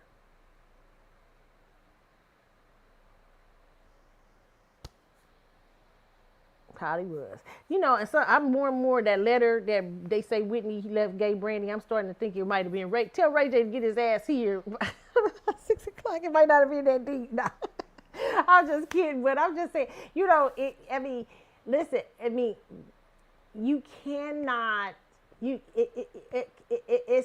majority of that, your Brandy's career, Ray J, yes, he got a lot of benefits from Brandy's career. He got to act. He got to do a lot of things. Ray J's a good actor. Ray J got to do a lot of things, and he's good comedically wise too. But at some point, so many things, because the Brandy brand was the top brand, and it was the brand that was on top and everything. And so nobody knows probably how many things that Ray J had to do in order to deal with it, in order to stay within his sister's brand, and he couldn't defend himself, and he couldn't do this, and he couldn't do that. And so, and not that Brandy has had the perfect brand either. And a lot of things about Brandy out here in the industry, allegedly, may not be so perfect either. Okay? So, man, I kind of feel for Ray J. I ain't gonna lie. I always like Ray J, though. I can't lie about it. Ray J always been cool to me. He's funny, everything. Do I think Ray J got a lot of problems? And do I think Ray J might be doing some wild stuff out there in the industry? Yes. But I understand this is a young man who's been in that industry, who got introduced into that industry, has a younger sibling to a superstar at the time. And he had to contend with that. And try to find his own lane. He isn't the only sibling out there in these streets that has had to do that. Some siblings of big stars, y'all don't know about what they've had to contend with or what they had to do, okay, or what they done went through in order to adjust to their families, their siblings' brand, okay. So yes. That's where we'll leave that, okay, you guys? So, are we at the end? I think we are. Listen, guys, was Ray J my last? I think Ray J's my last story. Ray J my last story? I think so.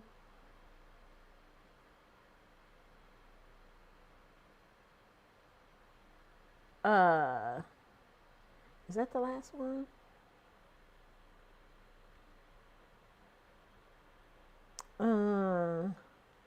I didn't talk about Ghislaine Maxwell. I told y'all what I feel about Ghislaine Maxwell. I was going to talk about, do I feel like she should have time? People were saying that she shouldn't get any time for giving information. It depends on how powerful the information. People are saying she shouldn't get any time shaved off. She should still continue to serve her time. No, depends on what she's dropping. If she's dropping something big, y'all might have to put her in the witness protection program. So no. I disagree with that, okay?